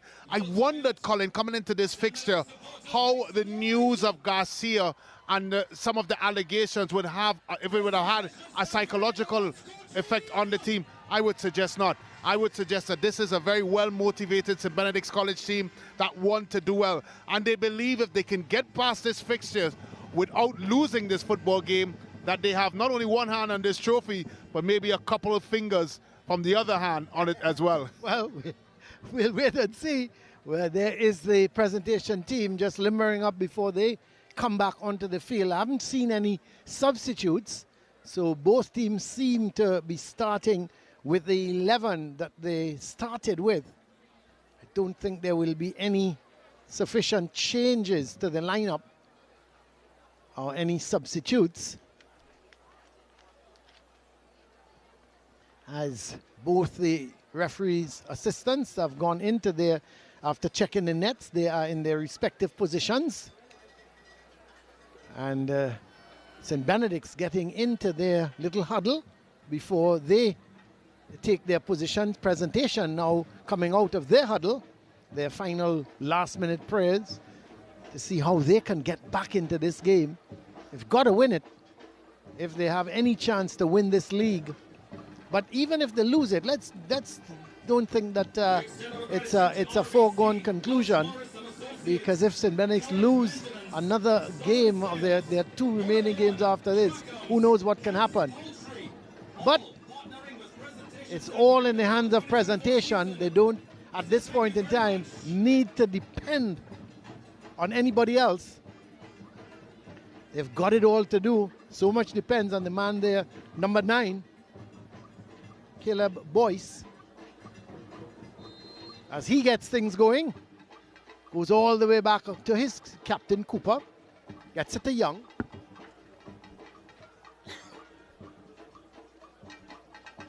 This is Brathwaite. Looking to go forward with it. Sort of lost a little control. Fonset. Cooper. Long ball. Looking for Clement. Headed forward by George. This is Burke. Sends it overhead. Garcia flicking it on. Burke is going down this left side. He's got a lot of speed. Oh! He went for the one. I thought he would have gone for the chip. He's got a lot of speed, outrun. Beautiful ball from Garcia. I thought it was a wasted ball. He just flicked it over the top. Look at that. Yeah, good decision look at Burke. by Garcia. Burke, certainly there. Got there before everyone else. Goalkeeper Phillips indecisive on whether or not he should come for it. And just maybe Burke, with a little bit more, of course, consideration, may have taken the ball closer to Phillips and maybe tried to slot it by him. Well, I thought he went for the chip, but he's holding back of his right calf. So I'm not too sure. Let's hope he's all right. Well, the chip would have been a very difficult skill because he was running full tilt, and to run full tilt and chip the ball at the same time would be difficult. Yeah, I think because he had to beat him a bit. Yeah, not many people beside me, Brent, do things like that. Well, I could understand I wouldn't go that far, Colin. Your full speed is a full walk for most people. slow and stop. A slow walk for people. You're very unkind, but it's all right. I expect that of you. But Burke, in the meantime, is still getting treatment. Let's hope he's all right. I quite like him, Brent. I think he's got some nice speed. He's got some nice touches. And immediately he felt something. Yeah, and that's never a good sign because it means it's a muscle injury, whether pulled or torn or otherwise. Just hope it's a bit of tightness or nothing more than that. Yeah, well, he seems to be okay. He's walking off a little bit gingerly, but I think both him and Trotman on both flanks have worked considerably hard defensively for St. Benedict's College. So the ball is going to be dropped towards Young. Is it to Cooper? Let's have a look at some of the updated scores, Brent, as we go through. Long ball from Cooper. And his halftime scores, Arima North leading East Mucurapo by 1-0. They're in real trouble. Malik and St. Anthony's at the moment scoreless. Miracle Ministries holding St. Augustine scoreless. Of course, that result, Benedict's leading here by 1-0. Fatima still have not increased that scoreline against QRC 2-0. Naparima leads Signal Hill 1-0. And St. Mary's, they've pulled the goal back against Trinity College East, and it's now 1-1. So some interesting scores there at halftime as Clement picks up this loose ball. Looks to come in field with it. But it's now picked up by Garcia. Oh, he tries to play it in field. Looking to get it to Ochoa. But Young wins it. Goes wide towards Jacob. Jacob going to that byline. Can he get it across? Well defended in the end. Yeah, and that's really good stuff. For a minute there, I thought he was a bit slow, the defender James, in of course, acknowledging Jacob's approach, but did well there.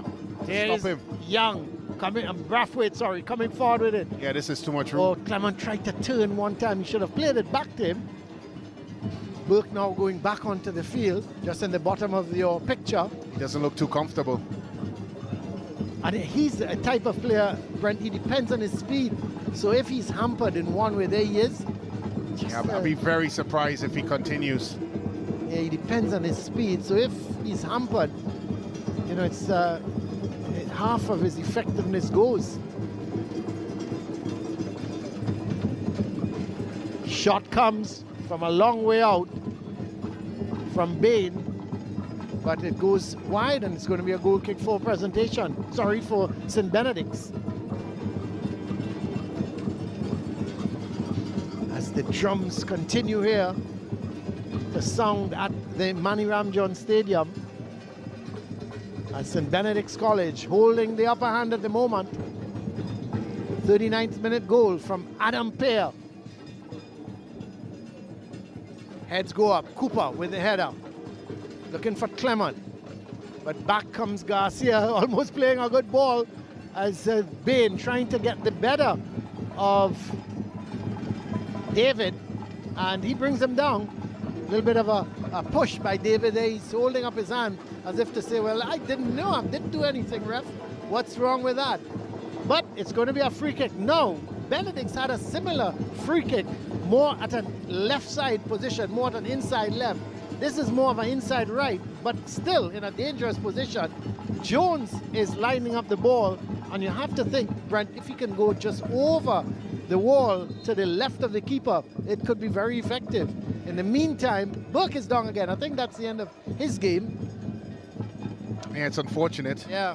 Because he is certainly a big part of the fabric that makes St. Benedict's good.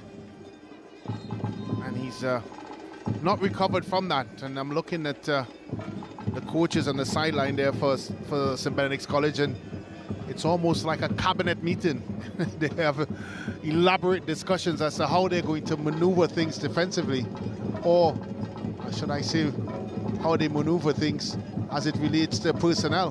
Do they bring on a like for like? Well, I was about to say that. Let's hope it's a like for like, because I think Burke going down the left side has created some problems with his speed, and it appears that they're going to bring on, let's just have a look, Elijah David. So Isaiah David is in the defense, and they're going to bring on another David. And as I said, this is Elijah David.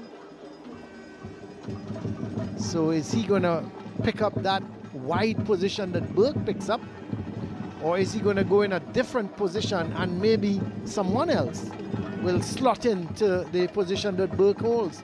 There's some of the officials at the bottom of our picture, hard at work on their phones, ensuring everything is going well. As Burke is being stretchered off, so unfortunate for the young man. He's having a good game. And Elijah David is the man coming on. So confirmation of that substitution, David for Burke. So Isaiah David is in defense, and now we have Elijah David on the field. And Jones with the free kick. Let's see. Well, not a good one. Too low, and the wall does its job. It's chipped back in field, headed away. Garcia, nice ball, goes wide towards David. Elijah David gets his first touch. Not a great one. It's picked up here as presentation. Look to come forward with it through Cody Cooper. He wants some movement. Decides to go wide to Brathwaite. Can't go forward, so he goes back to Cooper. Rennie. Young. Good ball for Jacob. Young goes down that left side. Halted in his run, so he has to go back. Cooper. Swings it back to the left side. Not a bad ball. Jacob. Looking for the shot. Good tackle in the end.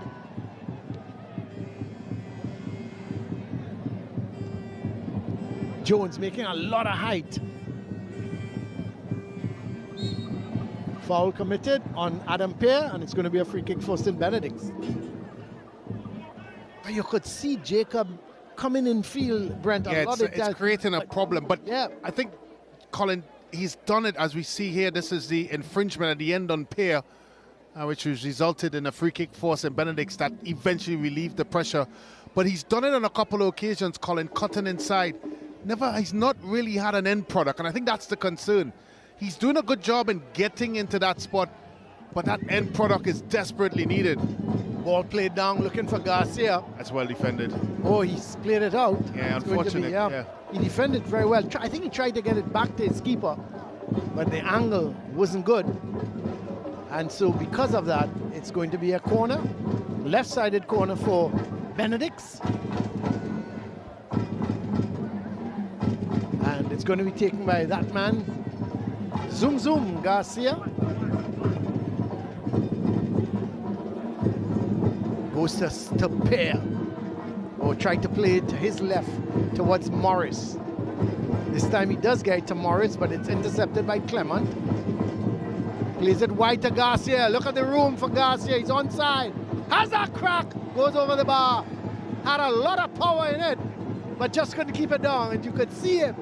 He was looking to turn to you, Brent Sancho, and said, well, I told you I would score. And that ball just sailed high over the bar. Yeah, acres of space here. Good ball by Pierre. Cutting on his favorite right foot. Had a lot of power on it. But he was always leaning back, truth be told. And because of that, the ball ended up high and away from the goal.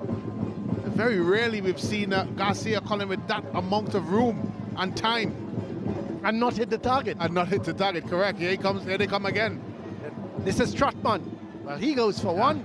but he had a better option because Garcia was making the run. And you could see Garcia telling him now, hey, I was making the run. Why didn't you play through the defense? Well, he needed to go a couple more steps with the ball to draw the defenders to him and then slip it to Garcia. Instead, he decided to take a shot from very far out. And I think that's going to be the pattern of this game, Colin, as we get down into the twilight of it, where St. Benedict's are going to be very comfortable playing in transition and trying to hit this presentation team desperate for a goal on the counter. I tell you what, Clement has been having real problems with George. Yeah. I think George has been great. He's been doing a real good job on Clement. Clement has used all sorts of tricks and have not really been able to get past George. But here they go up their left side. Fonset plays that ball forward, trying to get it to Boyce. Comes Pay again. He's been outstanding, really. He has been. He has scored his goal, but I think even besides that, defensively, he has shielded that back four. That's right. Superbly. There he is again. Tell you what, that's outstanding stuff, young man. Very calm, isn't he? Yeah, very, very good. Looks to get it to Trotman, but it's not going to be kept in. I don't think Trotman is going to keep it in. And he's claiming that that ball went off of Brathwaite. Brathwaite is saying, hey, ref, no way that ball could have come off me. 3680 BEG 1458 HCK 5969 and BCA 922. Please attend to your vehicles. You're blocking a school opposite the stadium. Well, here is a throw. It's going to be taken by George. Oh, foul throw, says referee Hines. You don't see that often. Well, I was just about to say, you've said so many good things about George, and he turns around and commits a foul throw. Well, he's not there to throw, Brett. He's there to stop Clement. Well, he's human after all, isn't he? Well, here's Cooper going forward with it. Goes wide to Jacob. I like Jacob, Brett. He's a good player. And I thought they've done a good job on him as well. Every time he comes in, they're closing him down. But he's looking to come in field, trying to get that right footage on. Well, here's Clement. Finally, he has some room. Plays it to Boyce. Boyce plays it to Jones. Fonset does a nice dummy, allowing it to run to Young. Plays it to Jacob. Tries a shot again. Takes a deflection. Eventually, St. Benedict's looking to come away with it. Trotman can't keep it. Clement gets there before George. Looking to take him on. This time gets past George. Trying to do too much. But the loose ball is picked up by Jones. Gets it to Clement. And a foul. So another very good opportunity here for presentation. They wasted the last free kick. But here, they've got another free kick. Question is Jones going to take it again? He seems to be the dead ball specialist. Sometimes when you kick a bad free kick, you lose a little bit of confidence, and I was wondering if maybe someone else might look to take the free kick. But Jones has possession of the ball. Now Cooper has come forward, and Cooper probably, as the captain, is saying, listen, this is the captain's call. And he's going to take the free kick. And presentation looking to make a substitution. And it seems that Simmons, surprise, Simmons will be coming on for Boyce. I'm surprised at that move that they're going to take off Boyce. But Coach Cooper must have his reasons. Don't know if Boyce has a little bit of a knock. But when you're one goal down with half an hour to go, I would think that Boyce, and having scored 8 goals for the season, would stay on the field. But who knows? So there is confirmation of that substitution. Simmons. It looks like Cooper this time, Colin. Yeah, here's Cooper over the bar. Never got over it. So Josiah Simmons. For presentation, Josiah Simmons coming in. Is on for Boyce. He must be disappointed, Caleb Boyce. Yeah, and certainly from what he's been capable to do throughout the season. Here is a long ball, searching ball, looking for Garcia. Headed away towards Jacob. Every time he picks up the ball, he's looking very positive, wanting to go forward with it. Down goes Elijah David. No free kick, says the referee. Young goes all the way back. This is Brathwaite.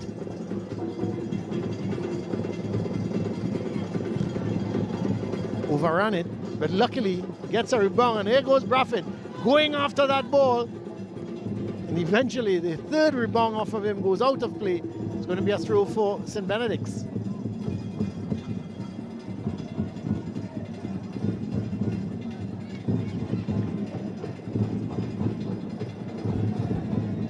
Another throw for St. Benedict's.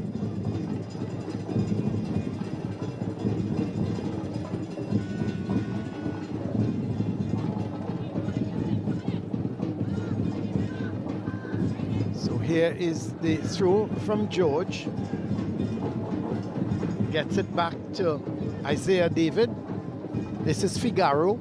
It's not a bad ball. But the keeper is going to come, Marcelo Phillip. Rolls it out to Young. We've gone past an hour now, just 62.5 minutes gone here. Presentation still trailed by that goal from Adam Pear, minute 39.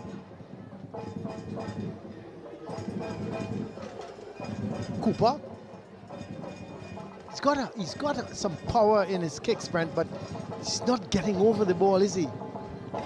And we've seen Cody Cooper in the past. Here's that ball played long.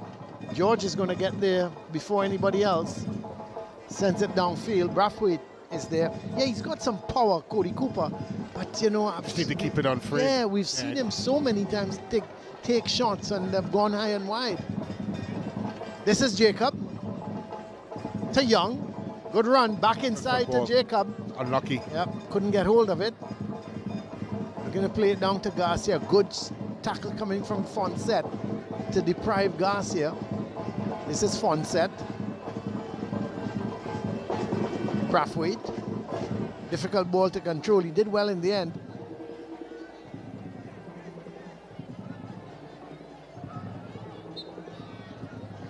Free kick for St. Benedict's as Brathwaite. Bringing down Trotman.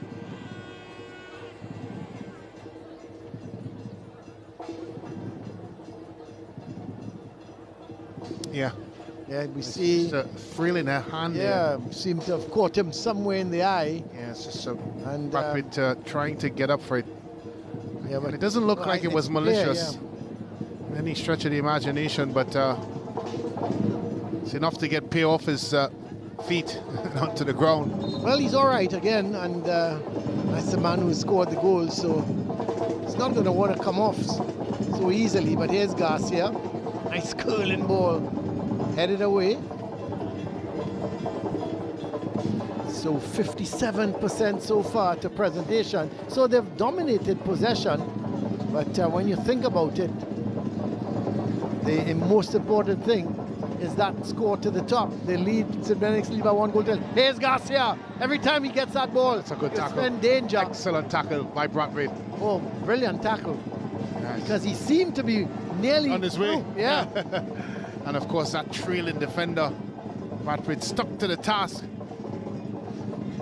It's the first time really we've seen Ochoa and Garcia get some sort of combination. Well, here is that ball going down the right side. George again. For presentation. That's a good run. And goes out of play.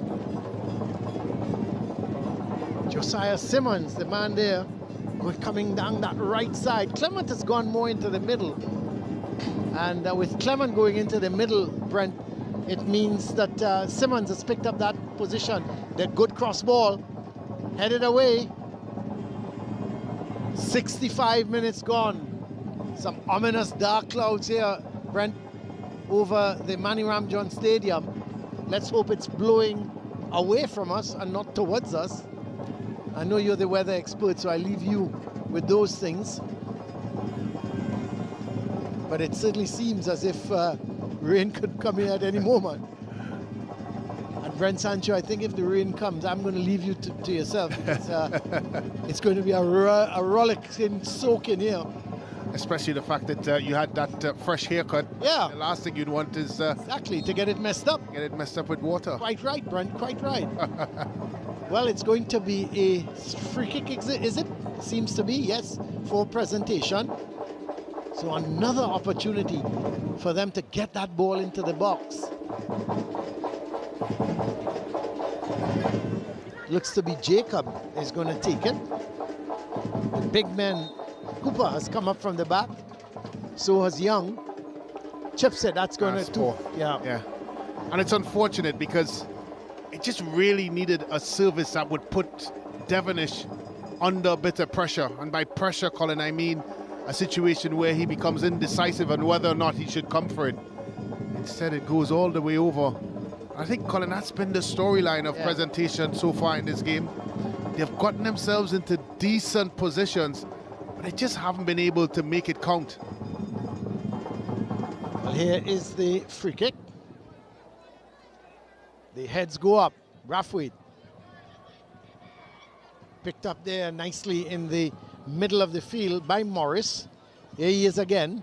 Gets it back to George. And it came off of Morris, and it's going to be a throw for presentation.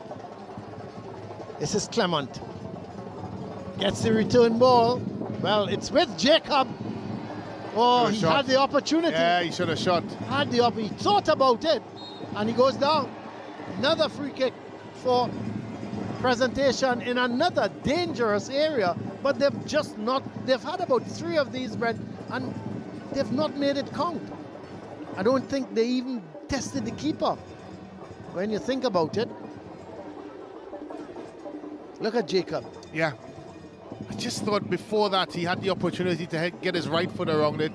He hesitated on the opportunity, but his rebate for that is that he's gotten them a free kick in a very decent position. Now, Colin, it looks like he's setting himself to pluck that one into the box. Be interesting to see if that is the plan. It's a bit close for that, so it's going to have to be almost a picture-perfect ball to get it up and into an area of danger. Well, let's see.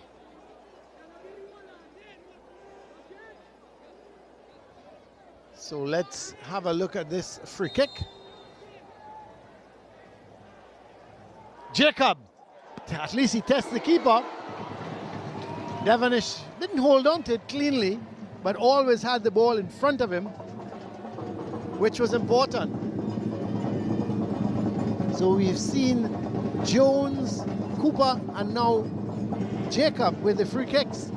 But so far, that one didn't really test Devonish. It went straight to him. Still had to stop it. As St. Benedict's with Ochoa trying to go down that right side, couldn't keep it in. It's going to be a throw for presentation. Young with it. Goes back to Cooper.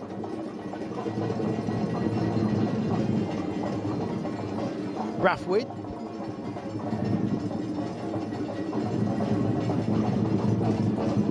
Cleared away. This is Fonset. Cooper has a lot of room in front of him. Goes wide to Young. Fonset.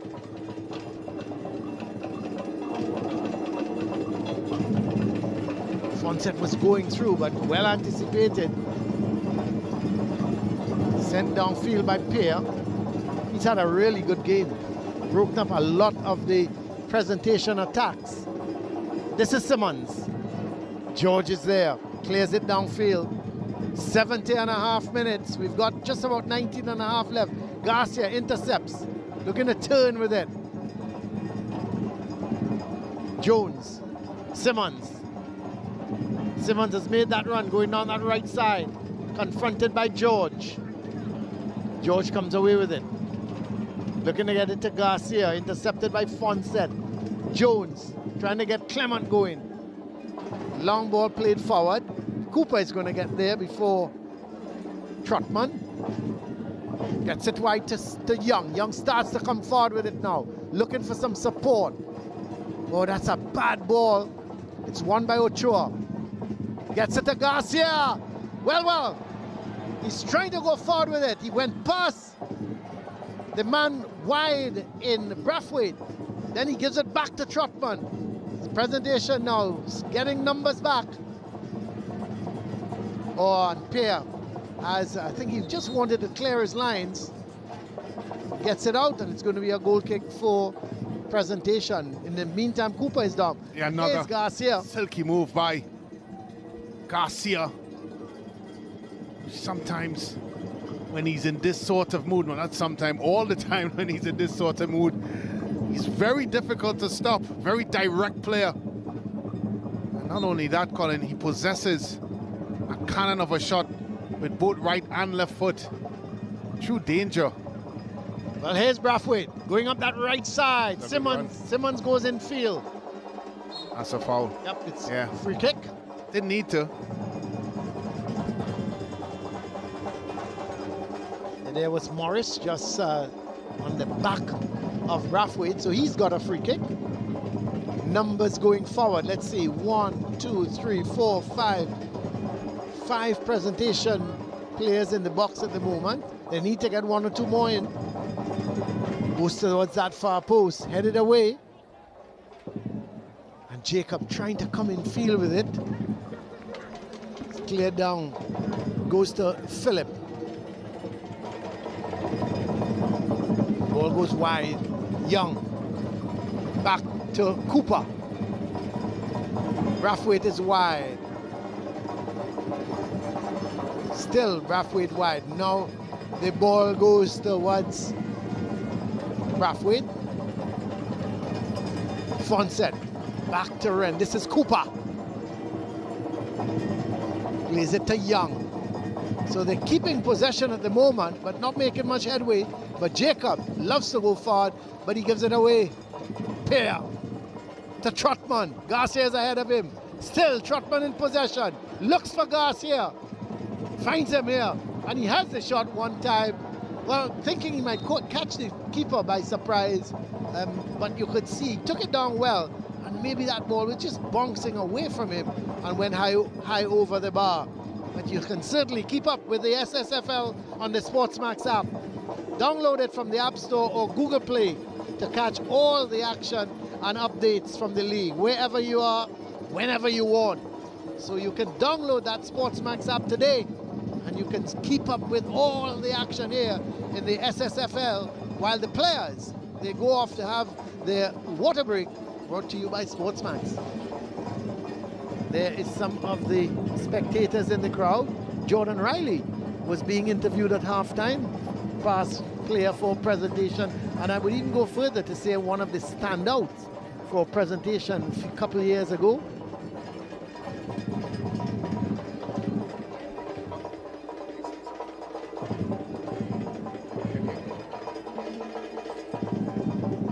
So there is a mixture of the crowd. There is the match commissioner, and she is the match commissioner for today. Of course, it's the International Women's Day in Sport. And well, they're moving the fourth official. That's not nice. They're telling him to move out of the way. That's sometimes like how you treat me, Brent Sancho. But of course, here is a substitution. It seems that Trotman is making his way off. And let's see who's coming on.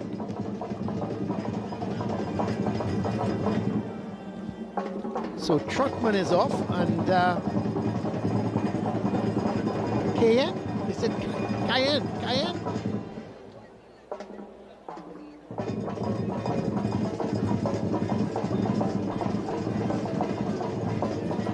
So here is the ball played in. Substitution, it's Trotman off, and is it Cayenne? It's on. Bit of pushing. George again. I tell you what, Colin, he's had an outstanding game here. Been really, really good. He's been faced with so many different types of attackers coming at him, and he's dealt with all of them flawlessly. What I like about him, he recognizes very early where he should position himself as a defender. And 9 times out of 10, Colin, that's half your job, where you need to be. Long ball played. Ochoa is going to get onto it. He's looking around. That's well defended. Good defending by Cooper. Gets it to Fonset. He in turn gets it to Jones. Looking to go wide and then changes his mind. Plays it back to Fonset. He is going to go wide. No. Plays that ball forward. Now they go wide to Simmons. Bain giving it to him. Simmons looking to go forward. Gets past George. And then it's banged away. Pierre now is in no-nonsense mood. He's just kicking that ball as far away from his goal as he can. 77 minutes gone.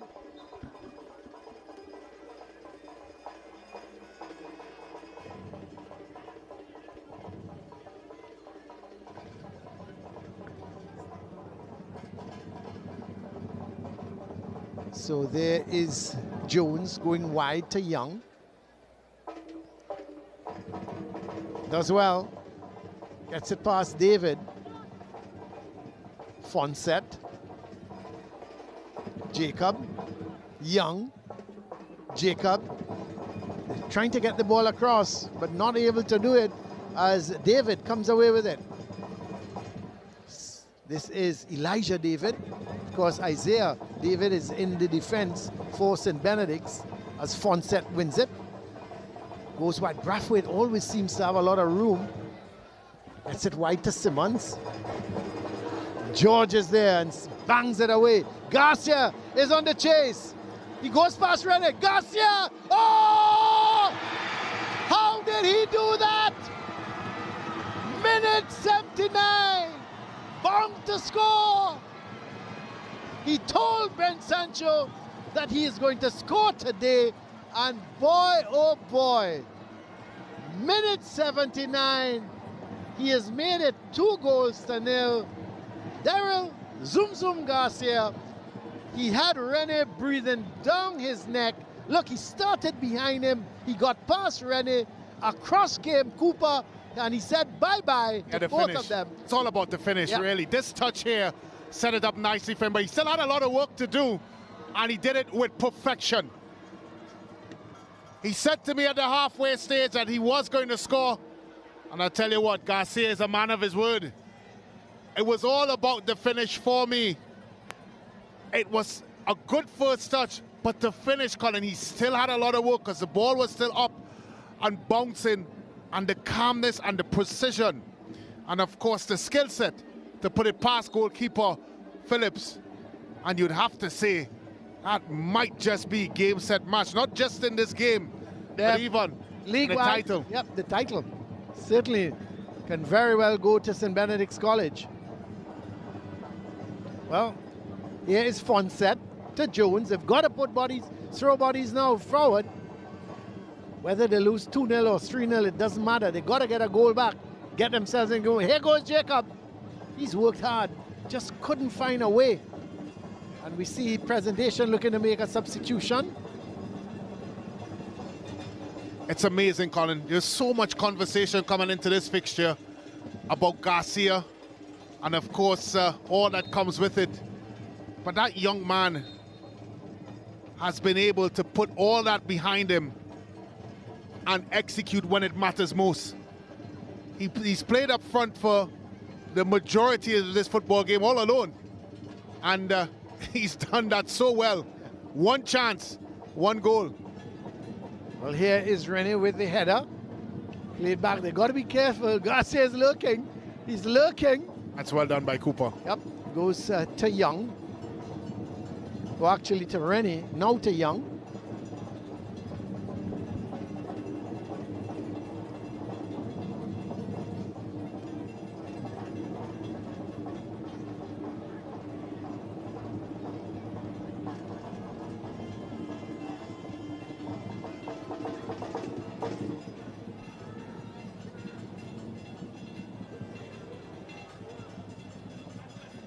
This is Young. Ball played wide to Jacob. Harassed there all the way by James, and James eventually comes away with it, boots it long. Tell you what, this St. Benedict's players now, Brent, they're not knocking that ball around at the back. They're getting it far away as possible from their goal. Here's Jacob, again, not able to get it through. Well, I think despite the fact that they've been just clearing the ball long, as we see Presentation College about to make a substitution, when you have a player like Garcia that's willing to chase those and put, of course, the defenders as confirmation of that, Rene's out. Dubé. And Dubé's in. Well, I understand that Lou is running. He's gone running around the track again? Well, he's gone past that. He's all the way now in Gulf City, running past Gulf City. My God, I hope he gets back in time to close off the show. With the Trinity College East flag. They've gone 2-1 up against St. Mary's? Yeah. So Kaleem Prince, with a brace so far, he's one of the better players, Kaleem Prince. But talking of one of the better players, Clement gets it back to Dubé, who's come on that field. And then the shot from Fonset. Well, got to hit it well from that kind of distance if you're going to score. But St. Benedict's leading here by 2-0. So Presentation now with just 3 at the back.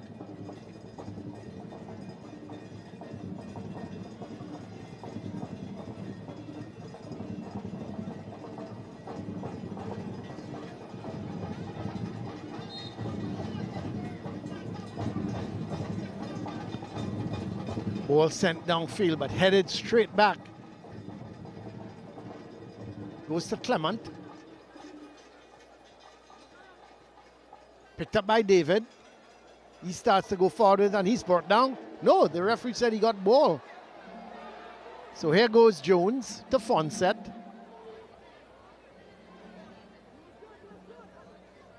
Jones. They can't pierce that defense as Garcia in possession, looks to go inside. Oh, there's numbers. He's alone around 4 or 5 of the opponents on him, and he still gets up, fighting back for the ball. Yeah, he's a handful. There's no doubt about it.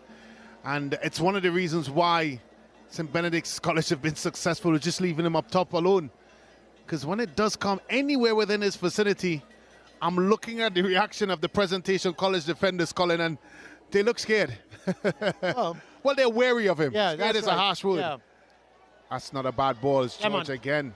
Yep, but he goes down. Yeah, that's good defending. Crowd says penalty, but referee Hines right on spot. And I'm not surprised that George is part of that, because he's read the game well, he's positioned himself well, and he's made some timely tackles in 1v1 situations. Well, here he is, George. But before let's have a look at the SportsMax. And no doubt, Brent, the SportsMax moment. Look at it. Yeah, good first touch and even better finish there by Garcia. The touch was good, but he still had a lot of work to do. And he slots it past and tells everyone, be quiet, St. Benedict's on top. And of course, that was your SportsMax moment. Not a bad moment at all. Certainly. Here's St. Benedict's fan. The thing about it as well, Brent, if you saw where he came from. Correct. The defender started ahead of him. Yeah. He was able to get with speed, get around the defender, and they just couldn't shake him off the ball. Really a super goal. Again, you have to think, Brent, that's going to be one of the top goals of the season. Well, it depends on if the directors are going to choose it. Well, maybe or they're going to allow us to choose it. Maybe I shouldn't say anything. maybe I shouldn't say anything. Oh, I hate that goal, Brent. Maybe I hate that goal. Well, I know you had some Stewart's inquiry in some of the goals. Yeah, that for made sure. into the 10. But it's amazing. But we'll have to wait and see. There's still I'm sure there's still a lot of goals we're going to see, Brent, before the end of the season. Some really classic goals. But here's Cooper, much more in an advanced position, looking to have a crack, but it comes off of Simmons. who actually came off of Bain. Sorry. Jones trying to turn with it. Yeah, again. Pear harassing him. Clips it in field. Dubé goes wide. Jacob they're going to come in field with it. Goes all the way back. Brathwaite. Fonset. Dubé. Trying to go through the middle. And the middle is just a wall of players. But here goes Young. Plays that infield. He's Mucurapo. Well, they've pulled a goal back against the draw specialist. Huge. Yeah, that's huge. No, that's a big point if they can hold on. Malik, they've gone 2-1 up against St. Anthony's. That's surprising. Miracle Ministries, they're holding on for a point against St. Augustine. Of course, the game here, St. Benedict's leading by 2-0. Fatima still leading QRC by 2-0. They've not been able to increase that lead, and QRC have not been able to get one back. Naparima leads Signal Hill, and look at that final score there. Trinity College East leading 2-1. Don't Still say some it time loud. to play. Well, that one. Well, a player's got a yellow card. I'm wondering if it was Jones who picked up that yellow card. Levi Jones. We'll have to get confirmation on who got the yellow card. I believe it's Jones. But I'll tell you what, Colin. If some of those results stand, it drags St. Mary's College back into the relegation scrap. And of course Signal Hill as well. If it remains all the same, because all the teams below would have picked up points except for Speyside. Where would that take Trinity College East if they win? They will go up to 10 points, tied with Signal Hill. Okay. And above Speyside. But they will come out of the relegation zone at the moment if that result. Yeah, they will go ahead of Speyside. Yeah. Of course, confirmation. It is Yellow Levi card. Jones, yes, yeah. It is Levi Jones getting the yellow card, and we see St. Benedict's making a change. Are there? We'll wait, and again we see Pear at the side of the field as that ball is sent down. Sent back upfield. Here is David looking to go through that left side, and Young does well, but done well. The substitute. But David has got the foul because he was actually pushed off the ball by Young. So 89 minutes now gone. St. Benedict's leading here by 2-0, and you have to think that this game is done and dusted. Well, if you look at Coach Boyce's face, you wouldn't think so. He looks like a man that is in constant concentration. Of course, confirmation. Morris, I'm surprised he's off. Yep, and Mitchell is on for him. Looks like a like for like. Maybe a centre half where they may play with five at the back. And this man here in the picture, Cooper, would be very disappointed because his team have been the aggressors most of the game. Yeah. That cutting edge, Colin, that you need in the final two just wasn't there for them today. Well, I'm going to give you three names, Brent. Man of the match. Elijah George, Adam Pear, and Daryl Garcia. It'll be difficult to look past Pear. I think his overall play, how important that goal was at the time it came as well. When presentation was in the ascendancy to score then, and I think his positional play throughout the game, Colin, has been outstanding. He's really shaded and defended the back four and really made it very difficult for presentation, Colin, to have any breakthrough. Well, here's Garcia. I tell you what, Not sure if that was a ball with the outside of his boot going to the but really at the end of the day, it's certainly so. We are into added. We are into added on time at the moment. We are into added on time. This is Brathwaite. Getting it to his left to Fonset. Understand that there's 4 minutes of added on time, and there is that confirmation of 4 minutes. Ball played to Brathwaite. Back in field. Then they go wide to Simmons. Trying to take on his man.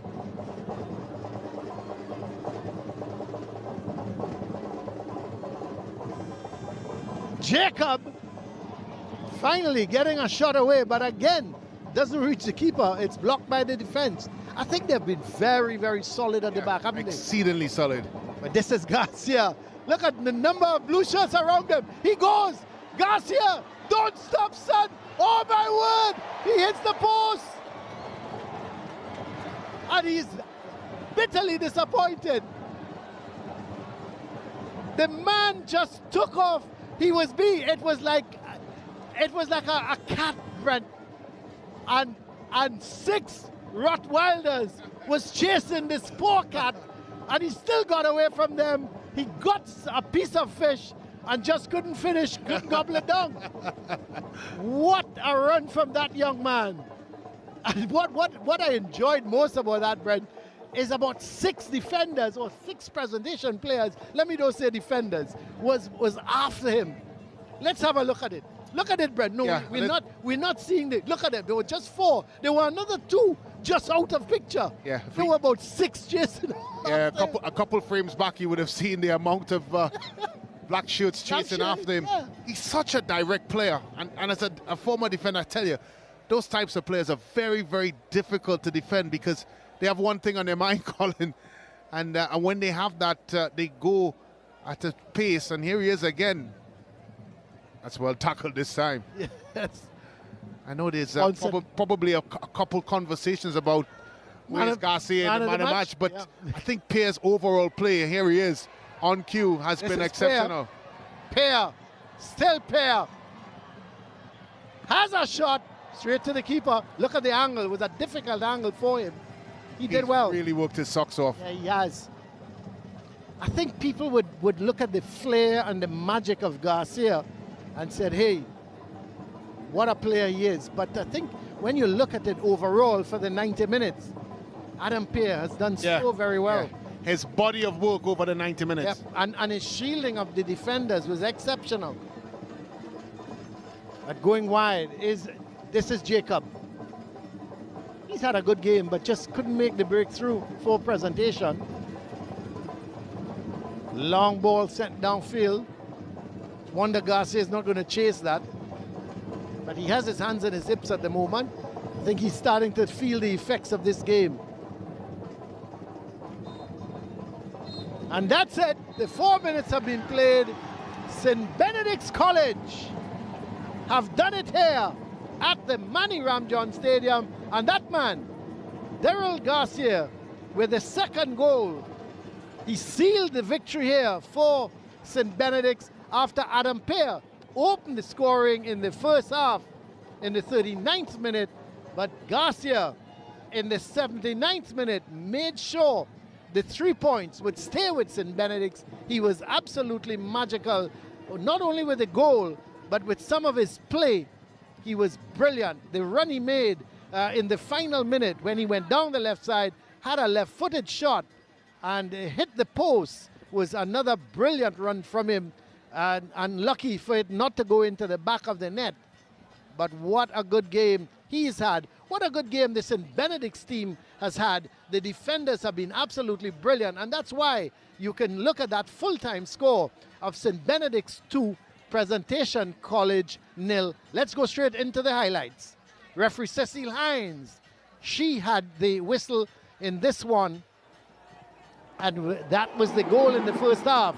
Lovely shot from Adam Pear, the man of the match. He took the free kick and he curled it away from the wall to the left of goalkeeper Marcelo Phillip, who just couldn't hold on to it. Went into the second half, and here was the action.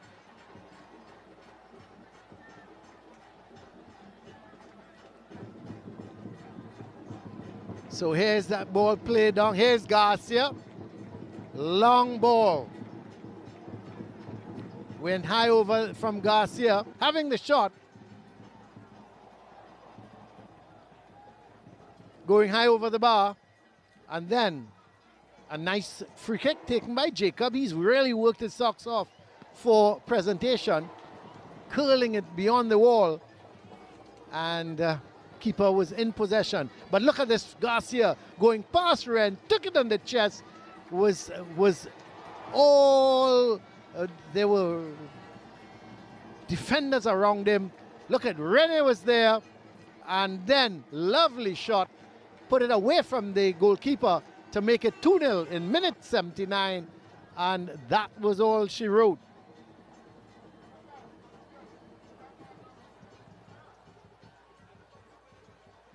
So 2 goals to 0 there, and let's have a look at the stats.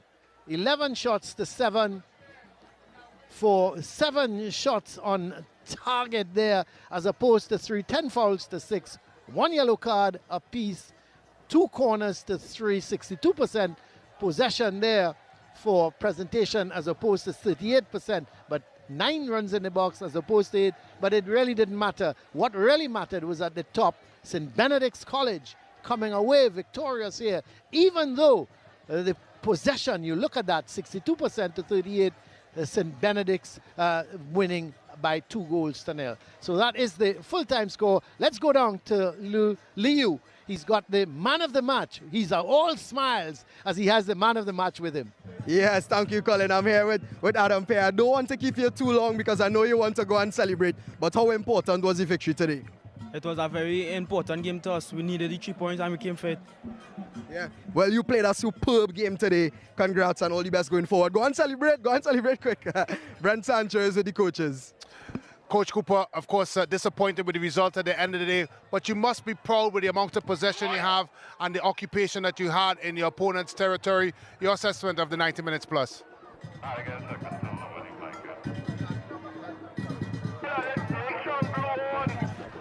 Blue, make shot on.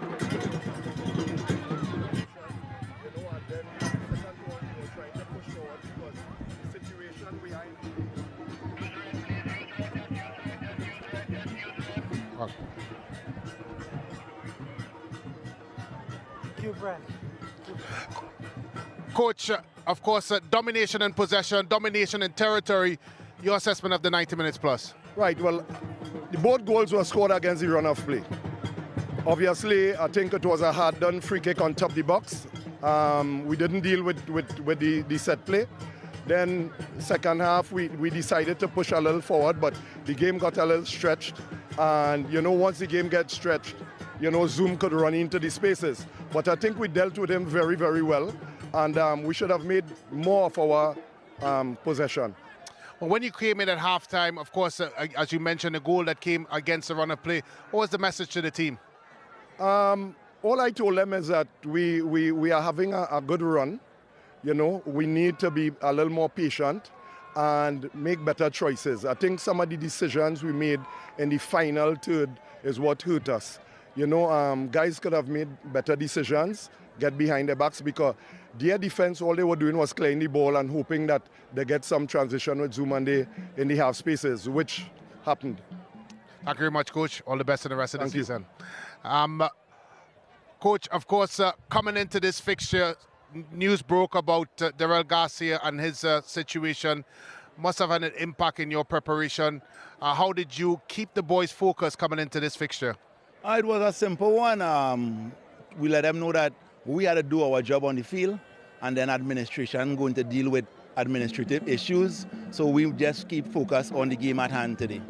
Well, I know we spoke earlier this week and you talked about your tactical joust with Coach Cooper, and it's almost like a cat and mouse. Surprised many by sitting off and playing that deep that you did. What was the thought process behind that approach? Oh, well, it was simple. We were coming into with the ascendancy of we didn't need to lose. We could have get a draw or a win. We know they would have had a come of us. We know they were not expecting this style of football from us. But the preparation was excellent. The guys put in the work, and you see today, they couldn't break us down. Now people actually know St. Benedict's could defend. They always watch us for our attack and our quality and our style of play, but they didn't really see us as a team that could really defend. But they see a different team today. Well, I'm glad you mentioned your defense. Of course, Garcia, I asked you about him and his performance and what he meant to the team. Today I'll ask you about Pierre, man of the match. He sat right in front of the back four, read everything. Your thoughts on his performance? Excellent performance. The way Pierre plays like he's a stopper in front of the stoppers. So when you have somebody like that playing in your midfield that could read the game solid like that, distribute when he collect, break with long balls, distribute on the floor nice as well. Gem of a player. Well, Coach, congratulations on the result, and furthermore, congratulations possibly with it one hand on the trophy, and all the best of the rest of the season. Thanks a lot, sir. Yeah. Yep. Thank you, Brent, for that. And of course, more action in the SSFL round 14 brings some exciting fixtures, but the one that we'll have for you here on SportsMax, East Mucurapo, they take on Queen's Royal College. Arima North take on Fatima College. Malek Secondary versus St. Augustine Secondary. Naparima College take on Sawa North. Speyside against St. Mary's College. St. Anthony's College against Signal Hill. St. Benedict's College taking on Miracle Ministries. And last but of course not least, Trinity College East taking on Presentation College in round 14. And that is all the action that we have for you here at the Manny Ramjohn Stadium. It is St. Benedict's who have come out 2-0 victors over their rivals, Presentation College. Huge match in the SSFL today here in the south of Trinidad and Tobago. But of course, don't forget to keep sending in your goal cam entries, ssflgoalcam@gmail.com, so you can see your goals broadcast right here on SportsMax. But that is all the action for now. Of course, we'll be back with more SSFL action in round 14. It is 2-0 St. Benedict's win over Presentation College. On behalf of myself, Liu Chin, and the entire broadcasting team here at SportsMax, thank you for viewing with us, and we'll see you next time.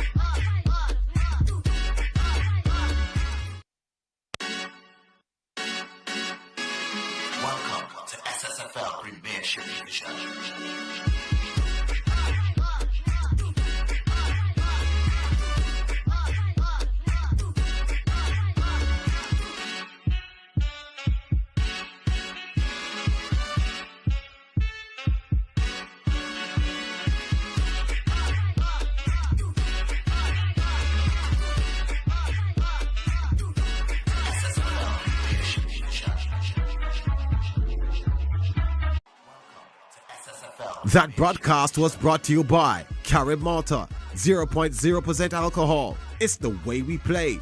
And First